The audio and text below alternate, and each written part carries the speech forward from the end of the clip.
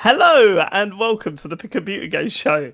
My name's David Turner. I'm here with Sean Bell, Hello. Matt Murray, Hello. and James Farley. Hello. Um, we'd like to start the show by thanking our Patreon producers. They've gone full Nels, and their names are Aaron Patrick, the QuickBooks Jack, Simon Nelson, Jack Oven, Moomin Biscuit, Trans Rights are Human Rights, Dave Ernsberger, Colin Brown, Gazman, Rocketman76, Grey Dragon Claw, Fred Fenge, Smooth Monkey, Don Whiskerando, Colin Smith, Richard Sawyer, John Tempelli, Jackie Sniper, Gordon Garrow, Safe As Records, Sam Higton, Max Watkins, Laser Quest, Freelance Police, Steve Garrett, the Slow Kindle Bloke, and we've got a new full Nels member. Thanks for the calls. I'm assuming you meant Marvel calls and not just the random calls that I've been giving you of a night because I'm having a bit of a breakdown. Patreon.com/TCGS if you'd like to support what we do. We really do appreciate it. This week's Patreon show for Marvel calls is nothing. It's done. James, it's done. We're done. I know it's done. I know. We've also had several messages saying, "Can you please stop talking about Marvel calls now?" And I should Happy warn to you, oblige. I should warn you that for those of you that have them on our Patreon feed, we will be deleting them all soon from there because it will be available from the main feed if you wanted to listen to them again. But also, it is clogging up. It's breaking up the wonderful bonus shows we've been doing. And if you are subscribed to us, you would have got the bonus show yesterday if you listened to this on the podcast, which was answering some questions from our Patreon Discord server. So that was fun, wasn't it? It was. I'm still chit chat, wasn't The it? ghost stuff is still bothering me. Yeah, we had a discussion. I don't want to spoil too much, but we did have a discussion about how possible it is for a ghost to haunt a train. Yeah. Because if the train moves, does the ghost just float in and there's no friction? Yeah. Can a ghost haunt a moving container Object. vessel? Yeah. Like, you know what I mean? wish And I'd then we been changed there that for to flies. Matt skipped out on that. He no longer want to be part of the show. Can't be asked, I heard. He's working his notes. Come on, do it. Underneath me. Underneath me. Should we get to the feedback, Matthew? Yes, Mitch. Hey guys, regarding the chat about successful FPS games other than COD, you seem to have forgotten about Doom Eternal, Deathloop, and Halo Infinite, along with a slew of incorrectly named boomer shooters such as Proteus and Dusk. I have a feeling that a single-player FPS campaign may be about to make a comeback. Coming out in February, you have Atomic Heart, which looks very much like the game Dave was hankering for in a previous episode. I've been following it for a while now, and it looks fantastic, but don't seem to have heard you guys mention it much. It pretty much looks like We've a spoken about it Bioshock. quite a bit, haven't we? Yeah, we have. I think we've spoken about Atomic Heart. Well, I certainly have. Well, Sorry, I think go there on, is. Matt. Should we let Matt finish and then we'll talk about it? Or do you want to? Yeah, so sure. it might go on for a little while. That's all. I just don't want to. Yeah, it pretty much looks like a Bioshock clone with some RPG elements and the added bonus of it coming straight to Game Pass. On top of that, we have Stalker 2, Redfall, Space Marine 2, the System Shock remake, and many others. Anyway, keep up the top chat and TCGSCon 2023 in Bristol, yeah? From Mitchy Mitch. Mitchy Mitch, travel, mate. Travel. Get on that train. Yeah, none We of ain't coming to us live Bristol. there, so. Warn you. So- I'm really pushing it by trying to get him to do London. You know what I mean? Like, Sean's getting a nosebleed thinking about it. Yeah. So Bristol, I don't think it's likely, but hop on a train, come down, meet us. You know, meet your heroes. That's what they say, isn't it? Always meet Always your meet heroes. your heroes. It'll be fine. It That's never, the full it's saying. never. It'll be fine. What was the other phrase we come up with? What was the other? Do you remember when me and you come up with a advertising campaign for the RAF? Oh yeah. What is The it? If you RAF, win, you get a plane. If you win, you get a plane. We should submit that on some sort of I mean, document. I'd join. Do you know what I mean? If you're coming at me for successful first-person shooter games, don't mention Doom Eternal, Deathloop, and Halo Infinite, because I think as good as Halo Infinite was, it was a bit of a flop. Deathloop, I mean, you loved that, James, didn't you? Yeah, I it think made me Deathloop flop, but was it great. had a good. Oh, hang on, Halo Infinite. The campaign was good. It just wasn't Yeah. as good as you wanted it to be. Bit Yeah. short, wasn't it? Can I just It's not ask, as good as what is a boomer shooter?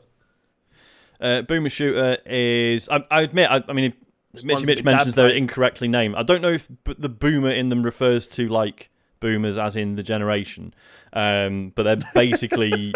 It might be that. I thought it was a joke. It might be that. Well, it could be. Yeah, I don't know. I I don't don't actually know where think the it name is, comes because I from. But remember yeah, seeing something saying that, like, somebody said that, and everyone was like, "Nah, mate, like, it's not." Listen to the 4 old men trying to work out what young people are saying these days. Listen Anyway, to us. point is, they're these like just incredibly fast, like usually only on PC, not always, sort of Doom style, but like way faster than you remember. Right. Usually graphically quite light and a bit. Your insane Dooms of and very this good fun. world. Your Like Quakes of Serious this world. Sam, like Serious Sam, that kind of thing. Oh, Serious Sam, what an horrible series that was. yeah, it Oh, was. it's horrible. I've never, for some reason, it had some really good reputation. Every time I played it, I hated it. It's like, ugh, just feels horrible, whatever. As for Atomic Heart, we have spoken about that quite a bit, I think. And yeah, I don't know. It's a really weird. There's obviously all this chat about it. Yeah. And that's sort of taken the edge off of me really wanting to love it, because there's a Russian developer, but we're saying are they against the war? I know that there's people on the development team that have put towards the help for Ukraine and stuff like that. So it seems really complicated, and I'm looking at it going, oh yeah, no, this is really it is, strange. but also a lot of the negative stories are all from one website. Which basically is just going, look, they refuse to say that the war's really bad. And it's like, yeah, well, they're that's Russian, not and just they've that, got, though, is it? they've got family in Russia. Like, Yeah. they can't. Like, they there's can't also- say that. Like, But there's also the funding, though, Sean, isn't Yeah, there? there was I've read the that as funding well. source as well. But again, this is something like I feel weird about this game because I don't know enough about it. Like, as in, like the background side of it. I wouldn't want to say at this stage, like, whether I play it or anything like that, because I don't know. All I've said, like Sean said, is I've seen a couple of news stories that have sort of said some things which make me feel like I'm not so keen on playing it, largely because of the funding source. There was also the stuff before that, right? So there was a point where this game was supposed to come out about 3 or 4 years ago, and they showed their initial trailer, and then there was a bunch of people that worked on that said, we just got fired. Everything we've shown you up to this point was bullshit, just put together to, as proof of concept or like sort of something to aim for. It's not the game, and for some reason they've just let us all go and they've shifted development to another studio. And there was all that sort of stuff that made me go, oh, okay. it is very odd. But apparently every it's time good. I see it, it looks incredible. Yeah, The trailers look really not really good, really interesting. Like the use the kind of the architectural style. It looks really really strong. Yeah. And the reviews are pretty much all decent, I think. The reviews come out. Yeah, When's this reviews come Today out? I thought they were quite mixed. There's some 8s and some 2s out of 5. There were, to be fair, I saw a Who's? list of scores, Out and of I did 5. not. Obviously, they went from highest scores to lowest, and I hadn't heard of like the top 8 websites. That always makes me laugh. Yeah. So who knows? Gary's game review. Yeah. So, I mean, MattMurray.com got code. Oh yeah, And, what they make of I'll it. speak about that later. Okay, cool. What did they give it? I can't reveal at this stage. It's, Yeah, it's under there- embargo. there's- Can the really strict embargo's up? embargo. What are you talking about? Why can't you reveal it? Because I haven't played it yet, so yeah. But yeah, no, I think maybe I was a little bit too harsh on that, and you're right to pull me up. Next. I think it's Don't know. worth That's the problem. not to drag it out. I'm just saying I think it's good that we do take these things seriously and consider them and weigh it up when we're making decisions about what we're going to play and cover and what have you. It's just in this instance it's hard to tell if it's perhaps It's overblown like we or had a few justified, tweets about.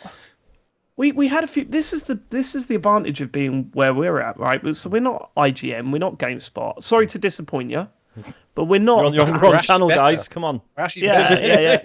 So we had a few idiot. messages about like, oh, you didn't talk about Harry Potter last week, No, we did not. and my instant response was, yeah, but no one likes Harry Potter amongst us. And all right, fair enough. If you like Harry Potter, you like Harry Potter, whatever.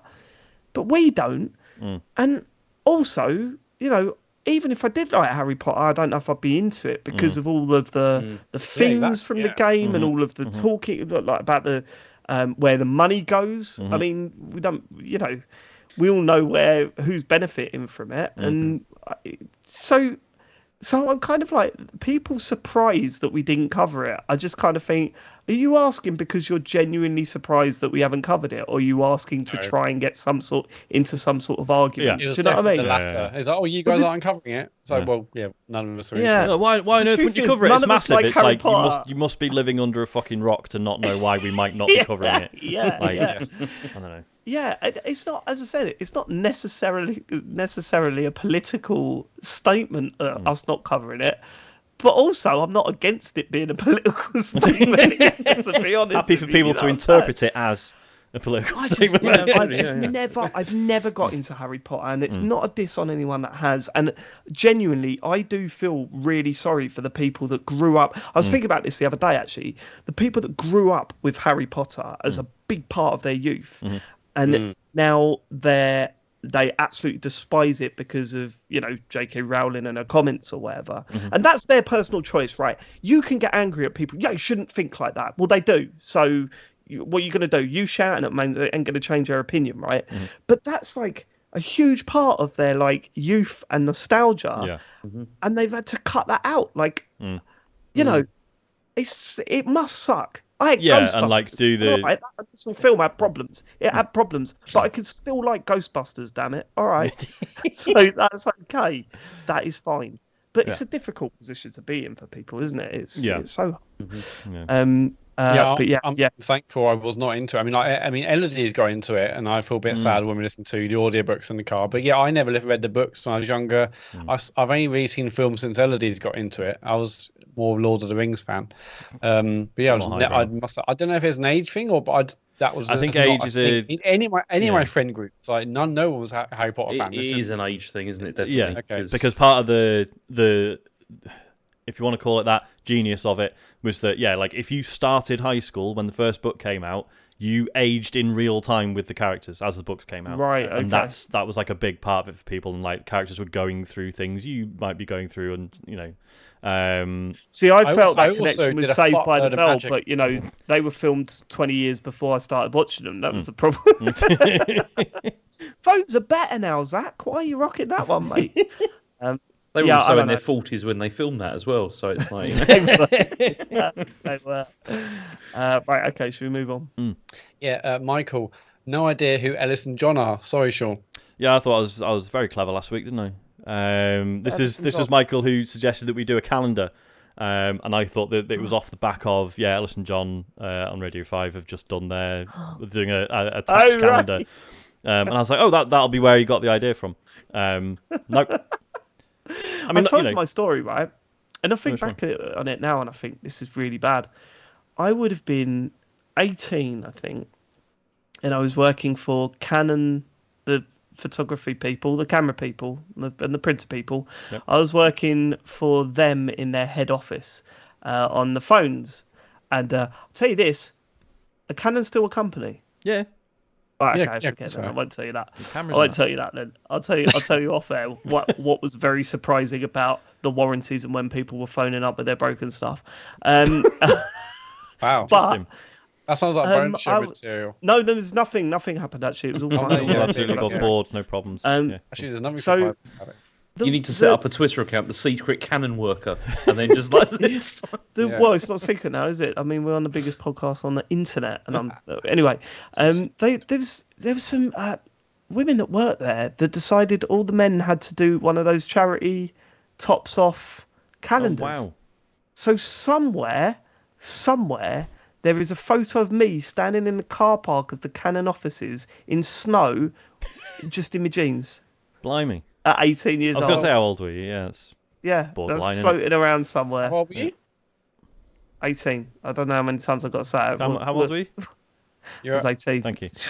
I was of age. Yeah. You said he was. You said he was. How old did you say? 18. I was 18. You were 18. I was 18. Okay. I was definitely 18. Not in Japan. I was 12. Right. Should we? 18 in years. Should we move on? In dog years or human years? Oh, go on. You're not going to answer that. No, he's not. Yeah, boring, isn't it? Dodging that one, Jesus Christ. Oh, I think we caught him now. Yeah.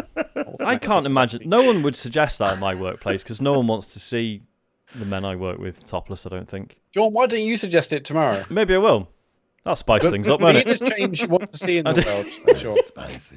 I think you should do a promo one, Sean, and then share it around and say, look, I'm thinking of doing Here's this. just an What do you think?" example of the Yeah. sort of thing I think we could do. I think we should all do this. What do Yeah. you think? My boss is Okay. actually off this week, so maybe now's the time. Right. And then when he Yeah. gets back, Before we move on, you have to do one at work, James. Right? What month do you choose first? What do you mean? What if I had to What do month one? are you Right? choosing? Yeah. I'd What month are you choose. choosing? I'd probably choose November, wouldn't I? Because it's Right, November. Okay. 'Cause wait, it's hang his on, why? birthday You made and mine, made it actually. sound like that's obvious. it's my birthday. Well, it's his birthday. Oh, okay, fine. Right. Okay. And what are you doing on that with your top off? Um, Rather than pumpkin. do you know what I could imagine? I could imagine going down a slide. Oh no, it's October. I think going down a slide. Going down a slide. November? Yeah. You need to choose your shirt out in November. Yeah. No, he's Hang fully on, clothed. what? Do you want to know No, the image it's I've not. got in my head? Go on. One of those big rockets, like fireworks, and you sort of straddling it with your top. Yeah. Yeah. That's what Or I'm no, saying. or just standing there with sparklers. Just like Everyone waving just sparklers. just put T-pose. Right, come on, let's move With on. sparklers. Yeah. Jesus. S. No. S&W. Matt's not alone when it comes to misjudging a school assignment. My wife once got asked to write a blues song in music. And while the rest of the kids sang about homework and how boring school was, she wrote a harrowing piece about 9/11, which had just occurred a few days earlier. Oh my god, that must be so Fucking hell. awkward. That Wow. must be so awkward. Yeah. Never forget that. Yeah, Jesus. that. No, you will not. Let's move on. Alex79. It doesn't. There's no UK. I assume it's the UK version. This is international edition. Yes, Combat Evolved. Yeah, this is not the global one. Alex 79. Listening to the talk about Marvel games not quite hitting the level of success that they ought to, I had an idea for a Marvel game that sounds like a surefire hit. Let's Here we go. go. An old school scrolling brawler similar Oh, yeah. to the recent Turtles game, but with 20 to 30 playable characters from the Marvel Universe, all with different special abilities and moves and branching paths through the story. You can even That's a developer's nightmare. Not just that, but this has already been done. But go on. Hold on, shush. Hang on. You can even have a heroes campaign and one for the villains. Realize that for 20 to 25 quid, I think I'll have a bestseller. Perhaps I'm being selfish because this is specifically the game I like to play, but I definitely think it could be a winner. Cheers from Alex. Alex, I love the enthusiasm, but a developer sitting there, 20 to 30 playable characters. We all know, I'm sure they've all got like stats that say the average player uses 2 to 3 characters. So they've created 20 to 30 playable characters, all with different special abilities and moves. Like they must be sitting there going, "Do you know how much work that is?" Well, at least games are 70 quid now. Oh no, you want it at 20 to 25 pounds, right? Okay, sure.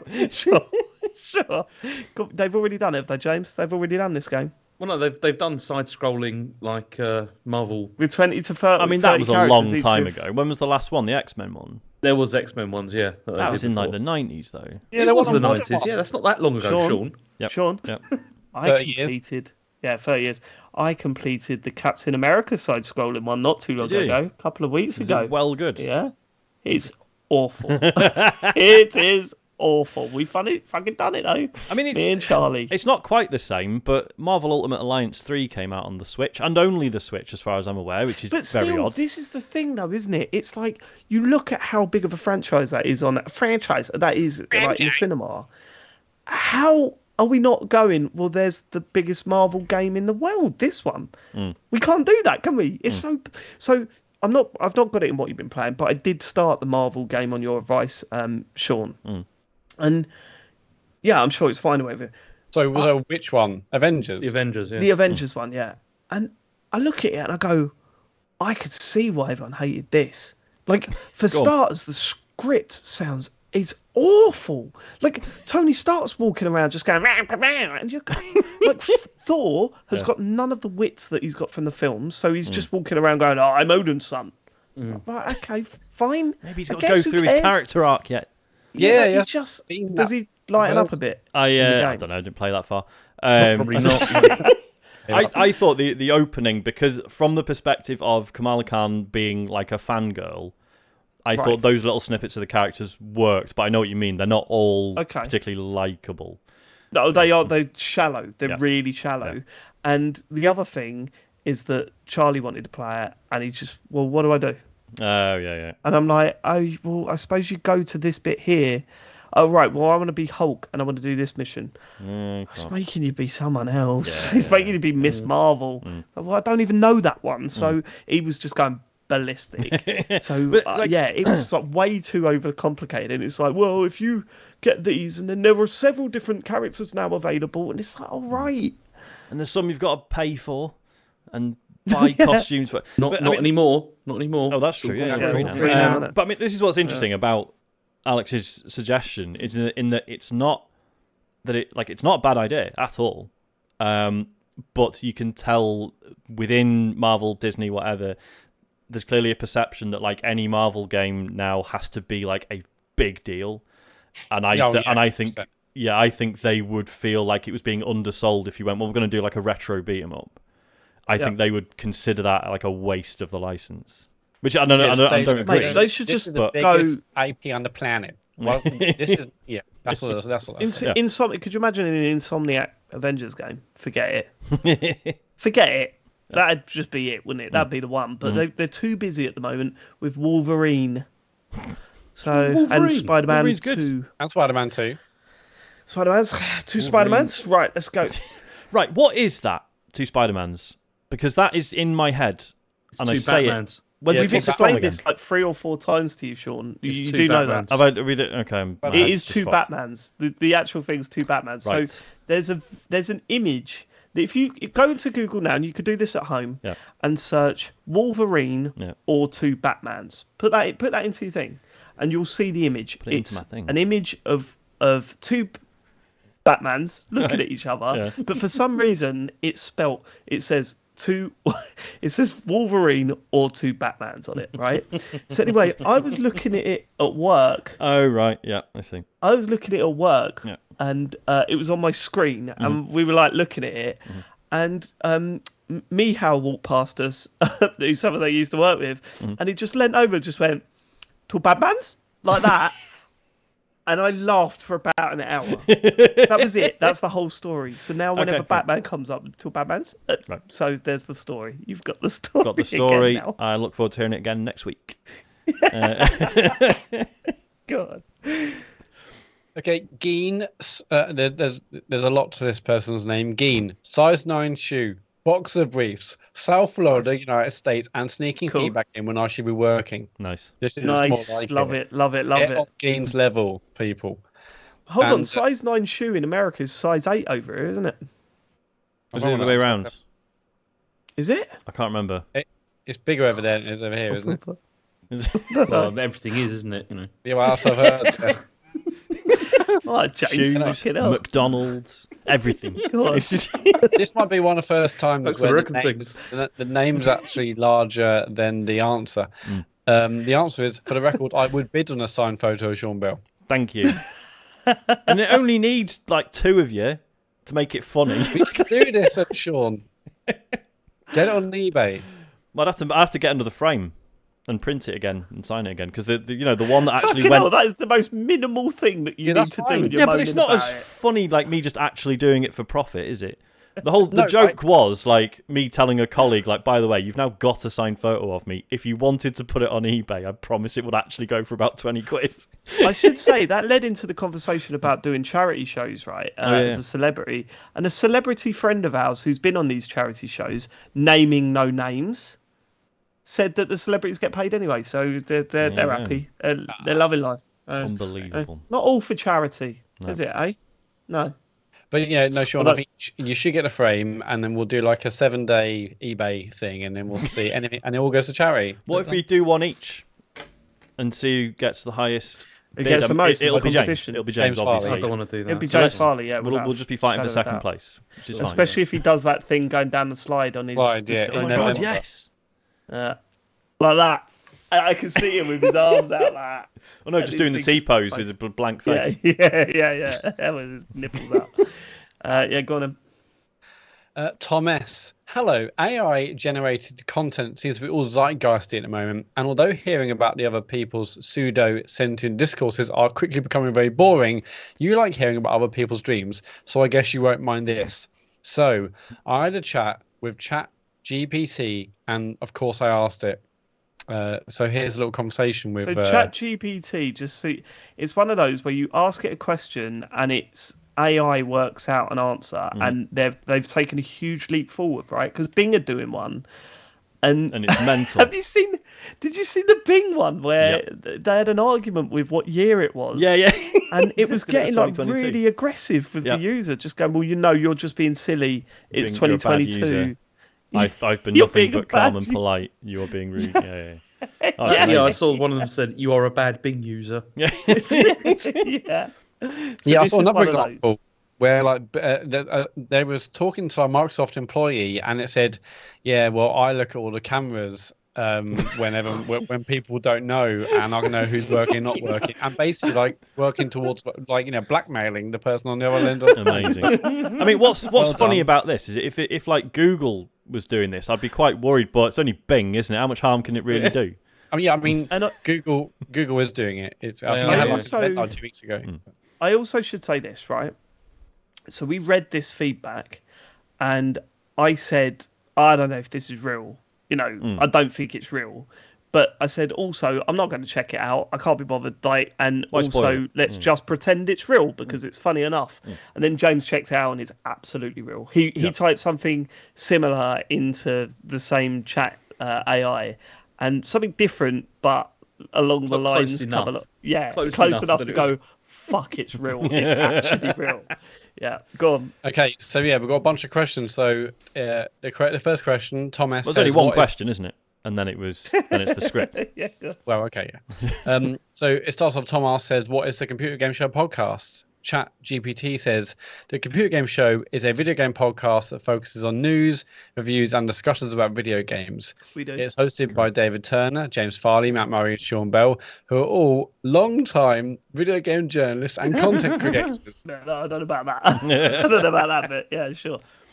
The podcast covers a wide range of topics, from the latest video game releases to industry news and trends. That's true. The hosts also engage in debates and discussions about various aspects of video game culture, such as the impact of microtransactions, the role of games on society, and the future of the industry. True. The Computer Game Show has a dedicated following among video game enthusiasts and is known for its engaging and often humorous discussions. They are quite funny to discuss. It is available on most major podcast platforms as well as the show's official website. There we go. It was pretty good. I mean, one of the things that when I did this, like that I was quite pleased about, was that it also came up with features that we supposedly do. Oh God, yeah. And like, What were the features? one of them was called. They include features like "explain it to me like I'm 5." That was what... We love our feature on this show. We don't need to do that a feature because you have to do that with me for everything you say, like every week. Do you know what I mean? That's just standard approach. Yeah. Didn't it Also, say when I did it, they kept promoted our Twitch streams as well, like more. Didn't it say that we've done charity stuff? Yeah. Which we have talked about, but that's as far as it's gone. Yeah. Thomas continues. Wow, so far so good. So I decided to test it to see how much it knew about the rest of the show. So I asked, write a script in the style of a computer game show that shows the typical opening 5 minutes. And ChatGPT responded saying, sure, here's a script for the opening 5 minutes of the computer game show. Okay. And now so we have we're a script. Going to read this out now as if it's real. Do you want to? How easy is it for you to play the theme tune, dear Sean? Well, on the Twitch stream, not very. Yeah. I mean, I could do the video intro bit, but yeah. We would just okay, all right, okay. So here we go. It says theme music plays as the show begins. Ready? I can't believe they've nailed who's talking though. Like they've nailed the fact that yeah. Right, here we go. Hello and welcome to the Computer Game Show, the podcast where 4 friends get together each week to talk about the latest video game news, releases, and more. I'm your host, David Turner, and joining me today are James Farley. Hey, what's up, everyone? Matt Murray. Howdy. And Sean Bell. Hi there. All right, let's get into it. James, what have you been playing this week? Well, I finally got around to playing that new indie game that everyone's been raving about. And let me tell you, it lives up to the hype. It's this really cool side-scrolling platformer with some of the most gorgeous pixel art I've ever seen. Oh yeah, I've heard good things about that one. What's it called again? It's called Ori and the Will of the Wisps. I highly recommend it to anyone who loves a good Metroidvania. Sounds awesome. Matt, how about you? What have you been up to? Well, I've been diving deep into the world of VR lately. I got my hands on an Oculus Quest 2, and let me tell you, it's a game changer. I've been playing this movement game called Beat Saber, and it's so much fun. Nice. I've been meaning to try that one out myself. How's the motion sickness? Surprisingly minimal, actually. The developers did a great job of minimizing that issue. All right. Well, that's a segue into our first news story of the week. There's been a lot of talk about VR lately, and it seems like it's starting to gain some real traction in the gaming world. What do you guys think? Is this the future of gaming or just a passing fad? The conversation continues, and the show kicks into full gear. Oh, amazing. And there's the typical opening 5 minutes of the computer game show. Thank you very much. I mean, okay. I love the fact that we were reviewing a game by just saying, I've been playing the latest indie game. What's it like? I highly recommend it to anyone that loves Metroidvania. Good. Next game to talk about, please. I like the fact that he didn't say what it was, and then I said, I've heard good things about it. What is it? Like, Can we do a whole bonus show like this? Just scripted. see how long it takes Write people us to a notice. bonus show, please. Yeah, just write as yeah. a bonus show, and then just Why not? yeah. Yeah, I The reckon we could conversation do went it on now. with some nonsense about David bringing in pictures of his dogs because he loves dogs. But one last thing. Oh, sorry, I'm taking your job here, Matt. I mean, you can carry on. You're basically at the end now. I decided to ask its more artistic AI sibling, Dolly, to draw what you all look like, and here it is. So, yeah, obviously you can't see that, but it just looks like a video game podcast. Like, when I looked at it, I was like, they don't look like us, but yeah, yeah, it did look like a video game podcast. Is that it for the feedback, Matt? Yes. Go to tcgs.co/dear tcgs. Leave your feedback. Well, I suppose it's time for the news, James. Hello and good evening. Sega commits to a 30% pay rise for existing staff to strengthen its global competitiveness. So, Sega basically they're doing a pay rise in Japan, and they've said that the reason for this is they say it's to further stabilise employee income and create a more comfortable working environment, as well as further strengthen its global competitiveness. And the pay award is going to go to existing employees from the 1st of July 2023. Nintendo have also raised their pay by 10% recently. Capcom did it. They did 30% last year, and also Bandai Namco have increased their monthly pay by $435 on average per employee per month.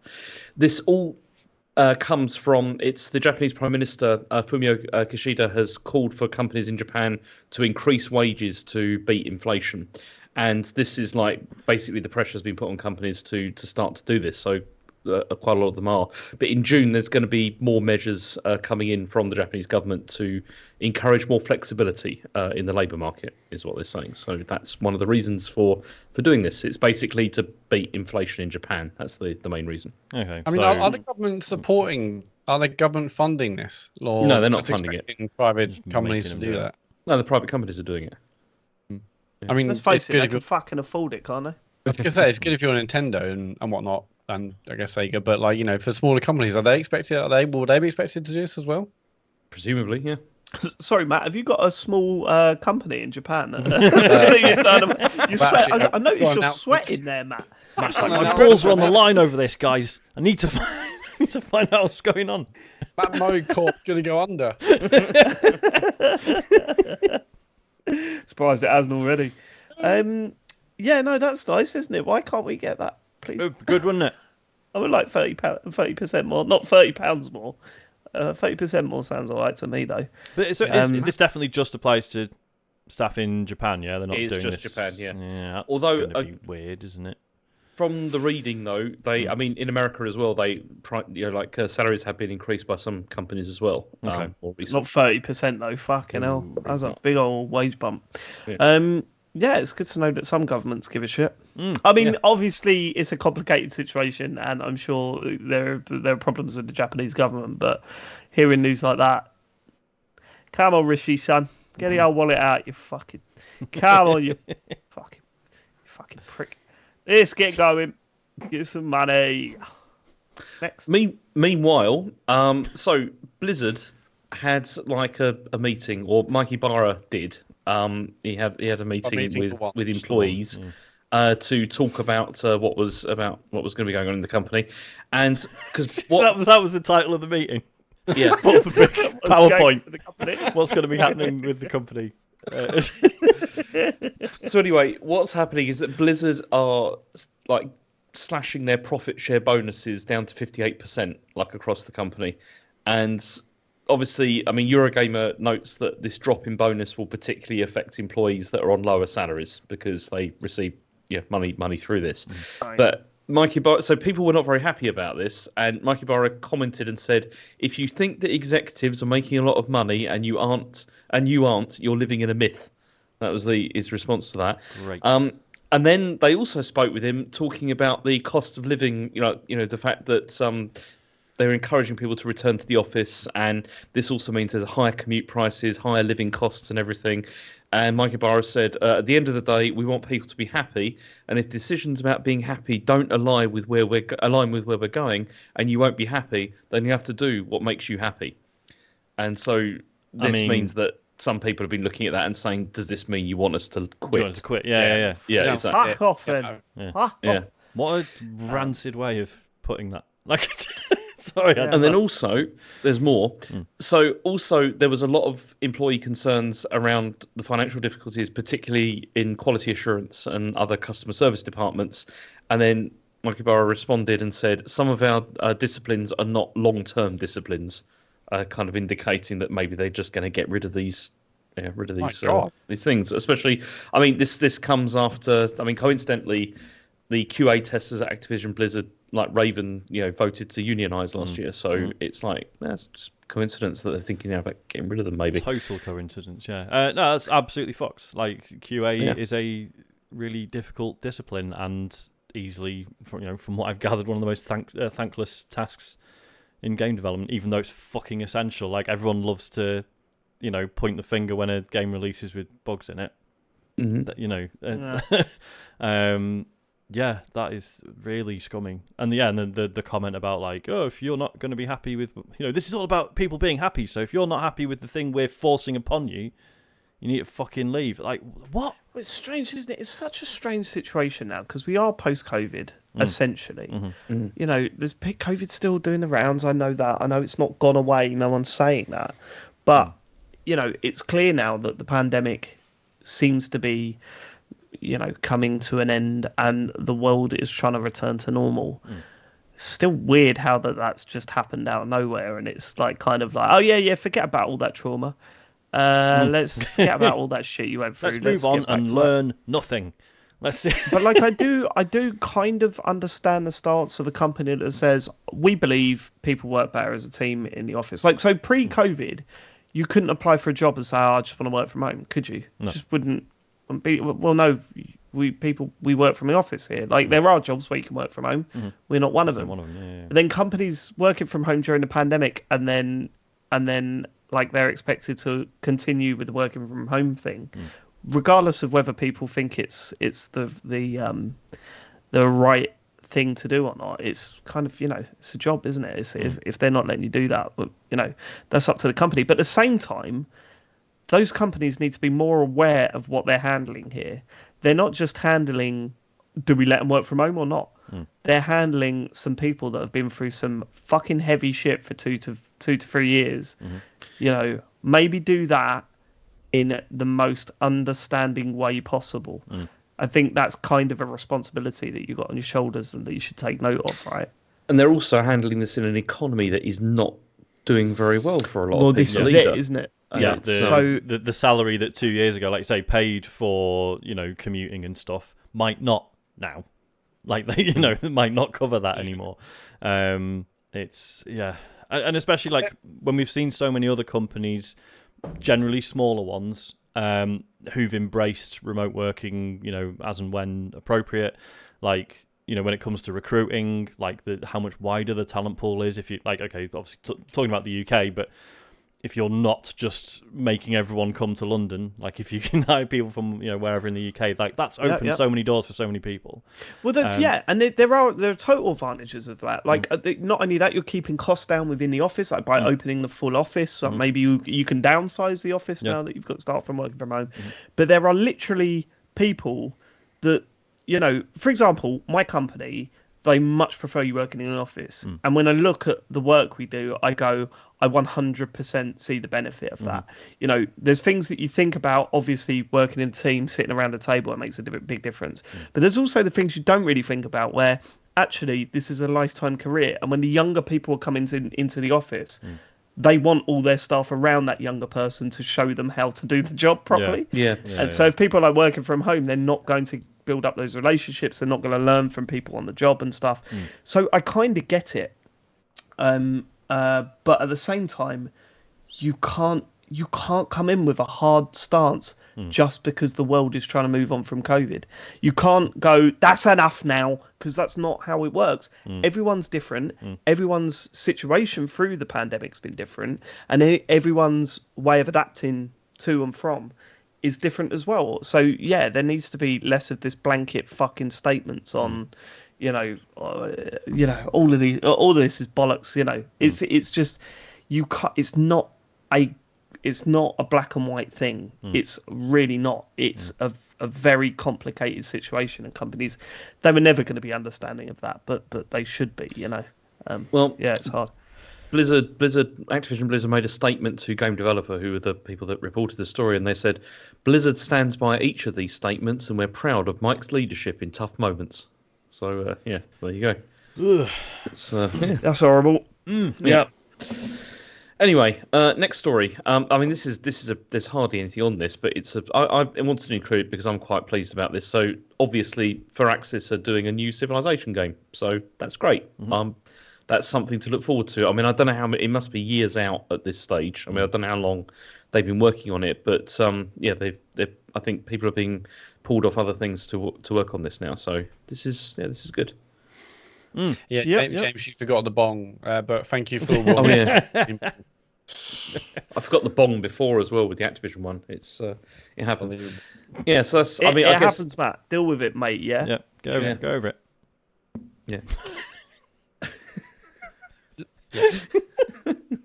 So we'll just wait. No one else cares about any. No one cares about. Okay. I've never been a Civilization guy, and I don't know why. I should probably sort that out. Guess who is and why it's in the news? Is James? Come on, James that's not fair. loves a bit. I of often include things in the news that are of personal interest to one of us, like Power Wash Simulator, for example. Whenever it's anything to do with that, I always stick that in there. It always happens, It's, is it? Yeah, I've James. heard good things about that one. What's it called again? James, so your massive Civilization story. How does it? Fan. How are you? How are you feeling about this? I'm pretty excited. I just want to know what it's going to come out on. That's the main thing. I want to know what platforms it's going to come out on. How about you do some fucking journalism then and find out, mate? I checked and there's no confirmed details yet. I mean, obviously it's going to be PC. Did you ring him up? Did you ring him up? Yeah, we called them. Sid Meier was not available. Is he still there? Is that a lie? Did you check? Yeah, I did. Yeah, Did you leave a message? I called. I left a message. And hopefully they'll get back to me by next week. Did they say they'll get back to you next week? Did they? Yeah. Sid Meier said that he'd get back to me by next week. Sid Meier's been dead for 10 years, James. I don't know if that was a joke. I don't know if that's true. So there's a mention here of a major shake-up at the studio. Yes. Where the XCOM director Jake Solomon and studio head Steve Martin left the company. They've left. Didn't know that's what he was up to these days. That and the banjo. That's what Steve's doing these days. Fucking loves that banjo, that boy. And that series of Selena Gomez. He's a man. It's really good.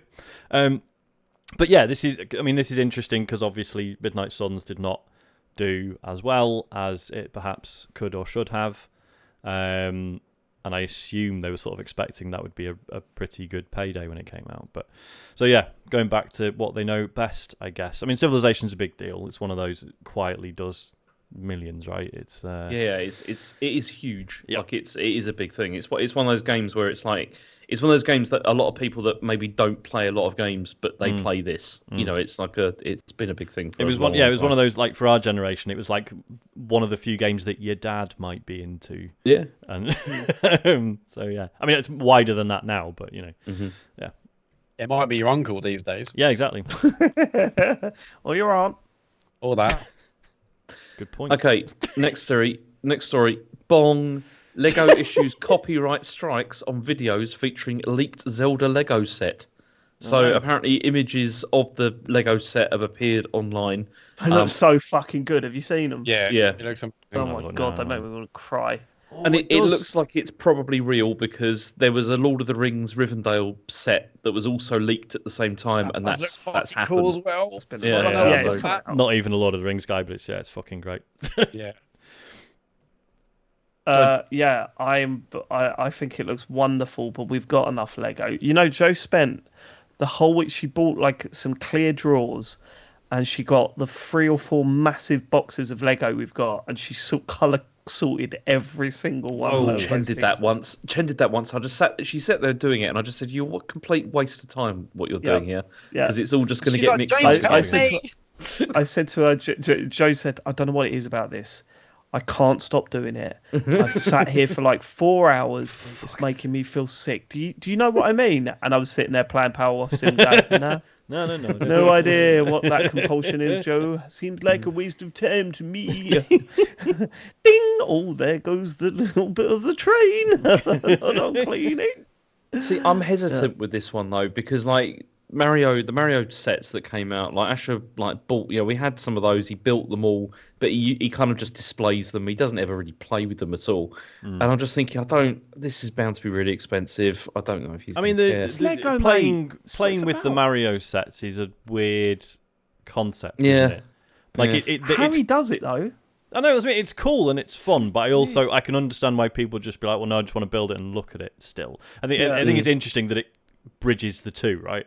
Like it's not, They tried to make it more of a plaything, didn't Yeah. they, with the Mario Yeah, stuff? Yeah, but I think I if don't you- think they're doing that with this. No. I think the Zelda stuff is aimed at an older audience, yeah, right? I think you're right. Like you just got to look at that set, and it was the one that I saw was the tree, Yeah, that's Name- what I'm looking at now. Deku the tree or Deku whatever. yeah. Yeah, it's a Deco tree. All these look amazing. Rivendell looks amazing, but I'm like, I would love, obviously they're expensive, but like once I've built it, where the hell do I put it? That's the Does thing.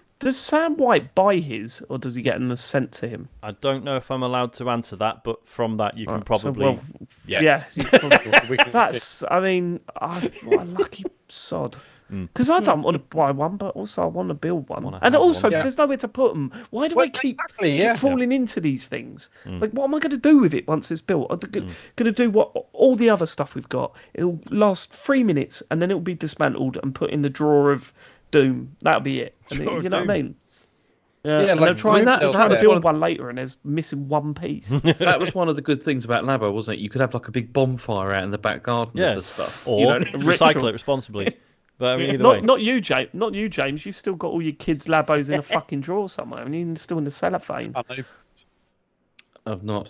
No, we built Oh, actually. did you get rid of them? No, I ended up building them all, and now they're. No, you didn't. We didn't. No, you we, didn't I build did. them all. I Not did. I've all got of the them. proof of them. All right, okay. No, Did do you you get remember? drive Like driving James stuff? had Yeah. those as sets, and then the VR one came out, and then didn't Chen say, look, you can only buy the VR one if you build the others, and then he built the lot in a weekend. Is that what happened? That is pretty much Built what them all out happened, of spite. Yeah, It's, quick, kids. Well, yeah. The that VR was the one last news story, right? was pretty disappointing. The VR one. Yeah, It that screen was uh, never up to that. I don't know why we ever It thought really that wasn't. might work, to be honest. I remember because they said, "Oh, there's a VR mode for Breath of the Wild." Oh, yeah, And I wasn't remember it like dreadful? putting it in there, and you just throw up instantly Yeah. because it's just. Always wanted to play that in 320p. Yeah. Yeah, I wonder if these these Zelda Lego sets will be the thing that breaks me. But again, it's like, where do I put it? But they do look really good. I mean, Yeah, the Rivendell set looks Can you not just absolutely put gorgeous. like a corner shelf behind you, Matt? Move some stuff around. Could do. You could have a little because True. then it's a tax write-off as well if you put it in the background of your streams. Good point. Just drag it in. There you go. Yeah, look at Push it that. back out. And a deep play with a thing. Yeah, that's good. it's funny, right? Because is that the end of the news, James? Yeah, I'd say it's the end of the news. Yeah, Because it's not the end of the news, is there? There's a little. it's kind of the end of the news. There's a little bit of news that's come out this week that Matt and Sean don't know about. But it was mentioned to me. Can I tell you the story? And Matt, Sean, are you sitting down? We've got something to I can discuss. see you sitting down. I'm nervous now. Can I go to the toilet while this is going on? Hang on, If you no. want. That makes it sound like you don't want to be here. Yeah, For the that makes me reaction. feel worse. Well, should I read the text you sent me? Because that's part of the fucking story. Oh, can you not do that? I hate it when you do that. Okay, well, I can't find it anyway, so you're in luck. But oh no, I found it. Brilliant. So we recorded the last Marvel calls last week. Was it last week? Was it Sunday just? No, it wasn't Sunday just gone. It was the one before that. Yeah, it was. So yeah, I Sunday knew on before. last week's show. Yeah. Right. James texted me in the morning saying, "I've got some news to share with you, but I'll wait until we do the recording," is what he said. Right? So we got to doing the Wakanda Forever pod, and I went, and it was right at the end of the podcast, and James hadn't revealed his news. So I said, and look, we've got to talk around a couple of bits of this, yeah? So apologies if we don't go into too much detail. But during the pod, I turned around and said, come on then, James, what's this news? And he went, oh, no, it's not for the show, David. No, can you cut this out? It's not for the show. And I went, but you said I'm saving some news for the recording. No, it's not for the show. So I was like, okay. So we did this, right? We finished the show, and I went, come on then, James. And we can see each other when we... you we called weren't. us We were back on- and I could see you. See each other I during the called you call. back. No, I called you That's back, right. and we couldn't With see your each camera. other. And And you then asked me to put your camera then I on. said, that's right. Dave, can you put your camera on? I need to see you. So I'm going, fucking hell, Well, I'm what is scared going now. on here? So I'm going, James is having another kid. Right, that's what's in my head. James is having another kid because I don't think it's. I think you've said it on the show before that the idea of a third one isn't beyond you. So I'm thinking, here we go. Here's the story. So I sat down and I looked at him and he went, I'm actually nervous about talking about this. And I thought, what is it? He went, and I think you know where I'm going, don't I? And I went, yeah, I think I do, but I don't want to say it. And he went, do you think I'm having another kid? I went, yeah. He said, I'm not. It was great because David looked really worried, which was quite. I've never seen him looking like that before. It was brilliant. Okay, so the news. This is the biggest letdown you will ever hear, right? Everyone that's listening to this. The news was James has somehow managed to get what he described as a really good discount on a PSVR 2, and he's decided to buy it. Yeah, of course This he goes has. further, Sean. No, Sean, wow. this goes further than you can even imagine. Well, hang on. So how much is the discount? Well, this is it, Matt. Right, so we can't go into Okay. how this discount's coming about, but he's Right. got to. Stolen. Oh God, there's so much to Finger talk discount. about, Yeah, Sean. yeah, yeah. There's so much to talk about. Right. So, Matt, how much is a PSVR 2? 530 or 589, or depending on the pack. But yeah, $530, right? I don't know. James, how much Okay. are you paying for it? I mean, I'd say it's a pretty good discount. How much? How much are you paying for How it? much? It's a pretty significant How discount, much? I would say. How much are you paying? 475. Right, so £55. It's £55 off. Barely. Right. Okay. And remember, Sean, this is the 10%. man that said he would never pay over £350 for it. He's paying £120 more than his limit, right? Do you remember that? Right. But Just to be James, clear, my wife could get it on staff discount for less than that. But carry on. you're kidding me? Could she really? Yeah, I mean, I couldn't give it not for James, but yeah. Oh, yeah, I know. But you would do it for a mate, wouldn't you? Oh, that's brilliant. Right. Okay. That's hilarious. Yeah. So it's 530 quid or 570 for the bundle. Secondly, right, it gets better. This isn't someone in Germany that's sorting them out. No. Someone in England, isn't it, James?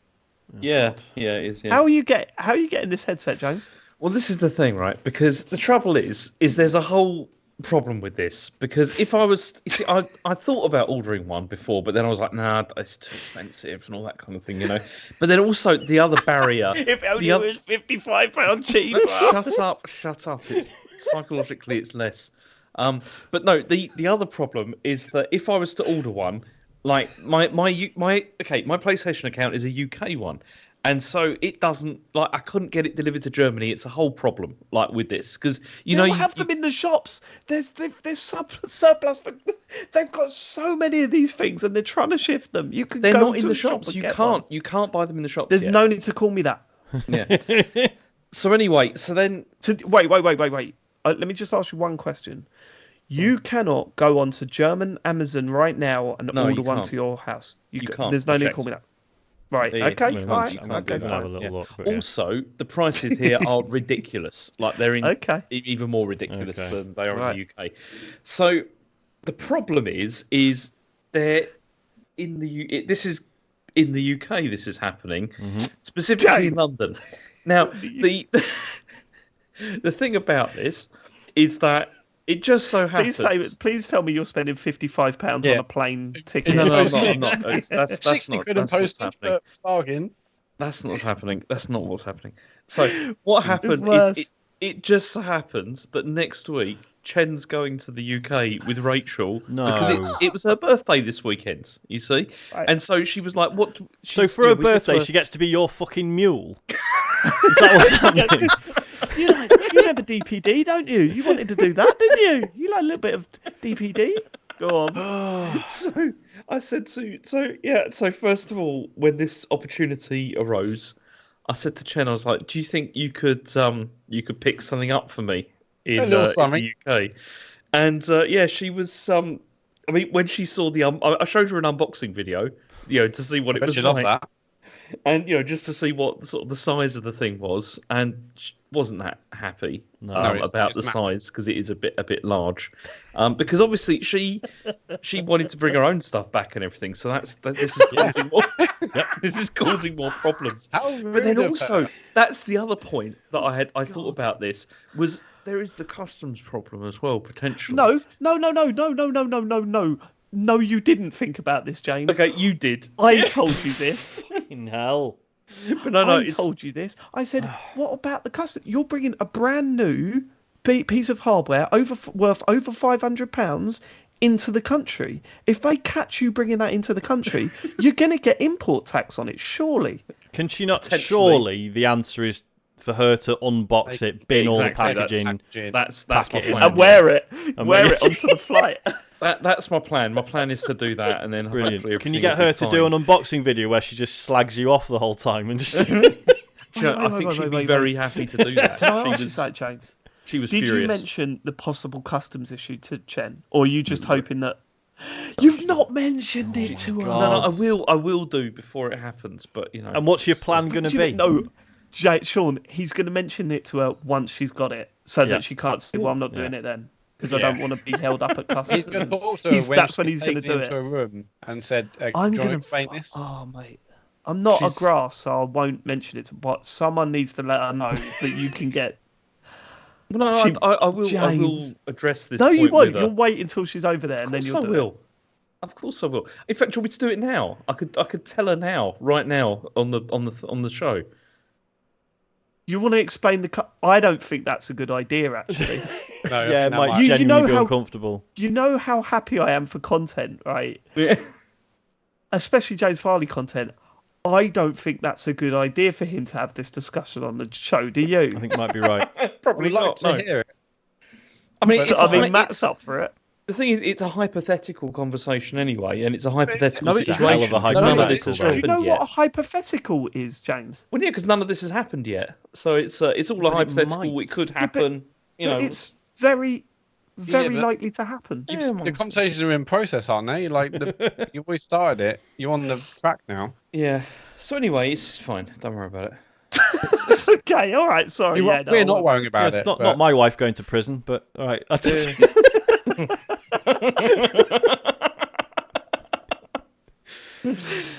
Oh Fucking my hell. god, I can't believe. James, why don't you admit you got a problem, man? What Like, Well, I this know is- I've got a problem. I know I've got a problem. I mean, this every is the thing. time a new bit of kit comes out, a new bit of tech comes out, you say, "I'm not going to get the new one.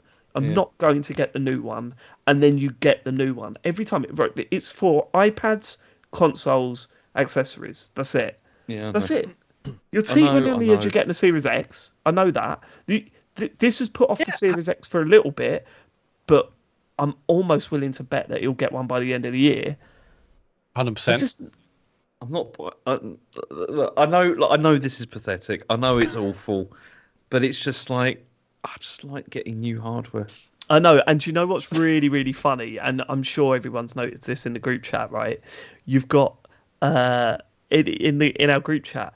Oh, It obviously, went I've become from more James positive. Farley yeah. posting non-stop negative stuff about the That's PSVR not 2. true. I've not done Because that. that I've was not- him trying to convince himself not to get it. Yep. Then to posting non-stop positive stuff about the PSVR 2 because he knows he's getting it.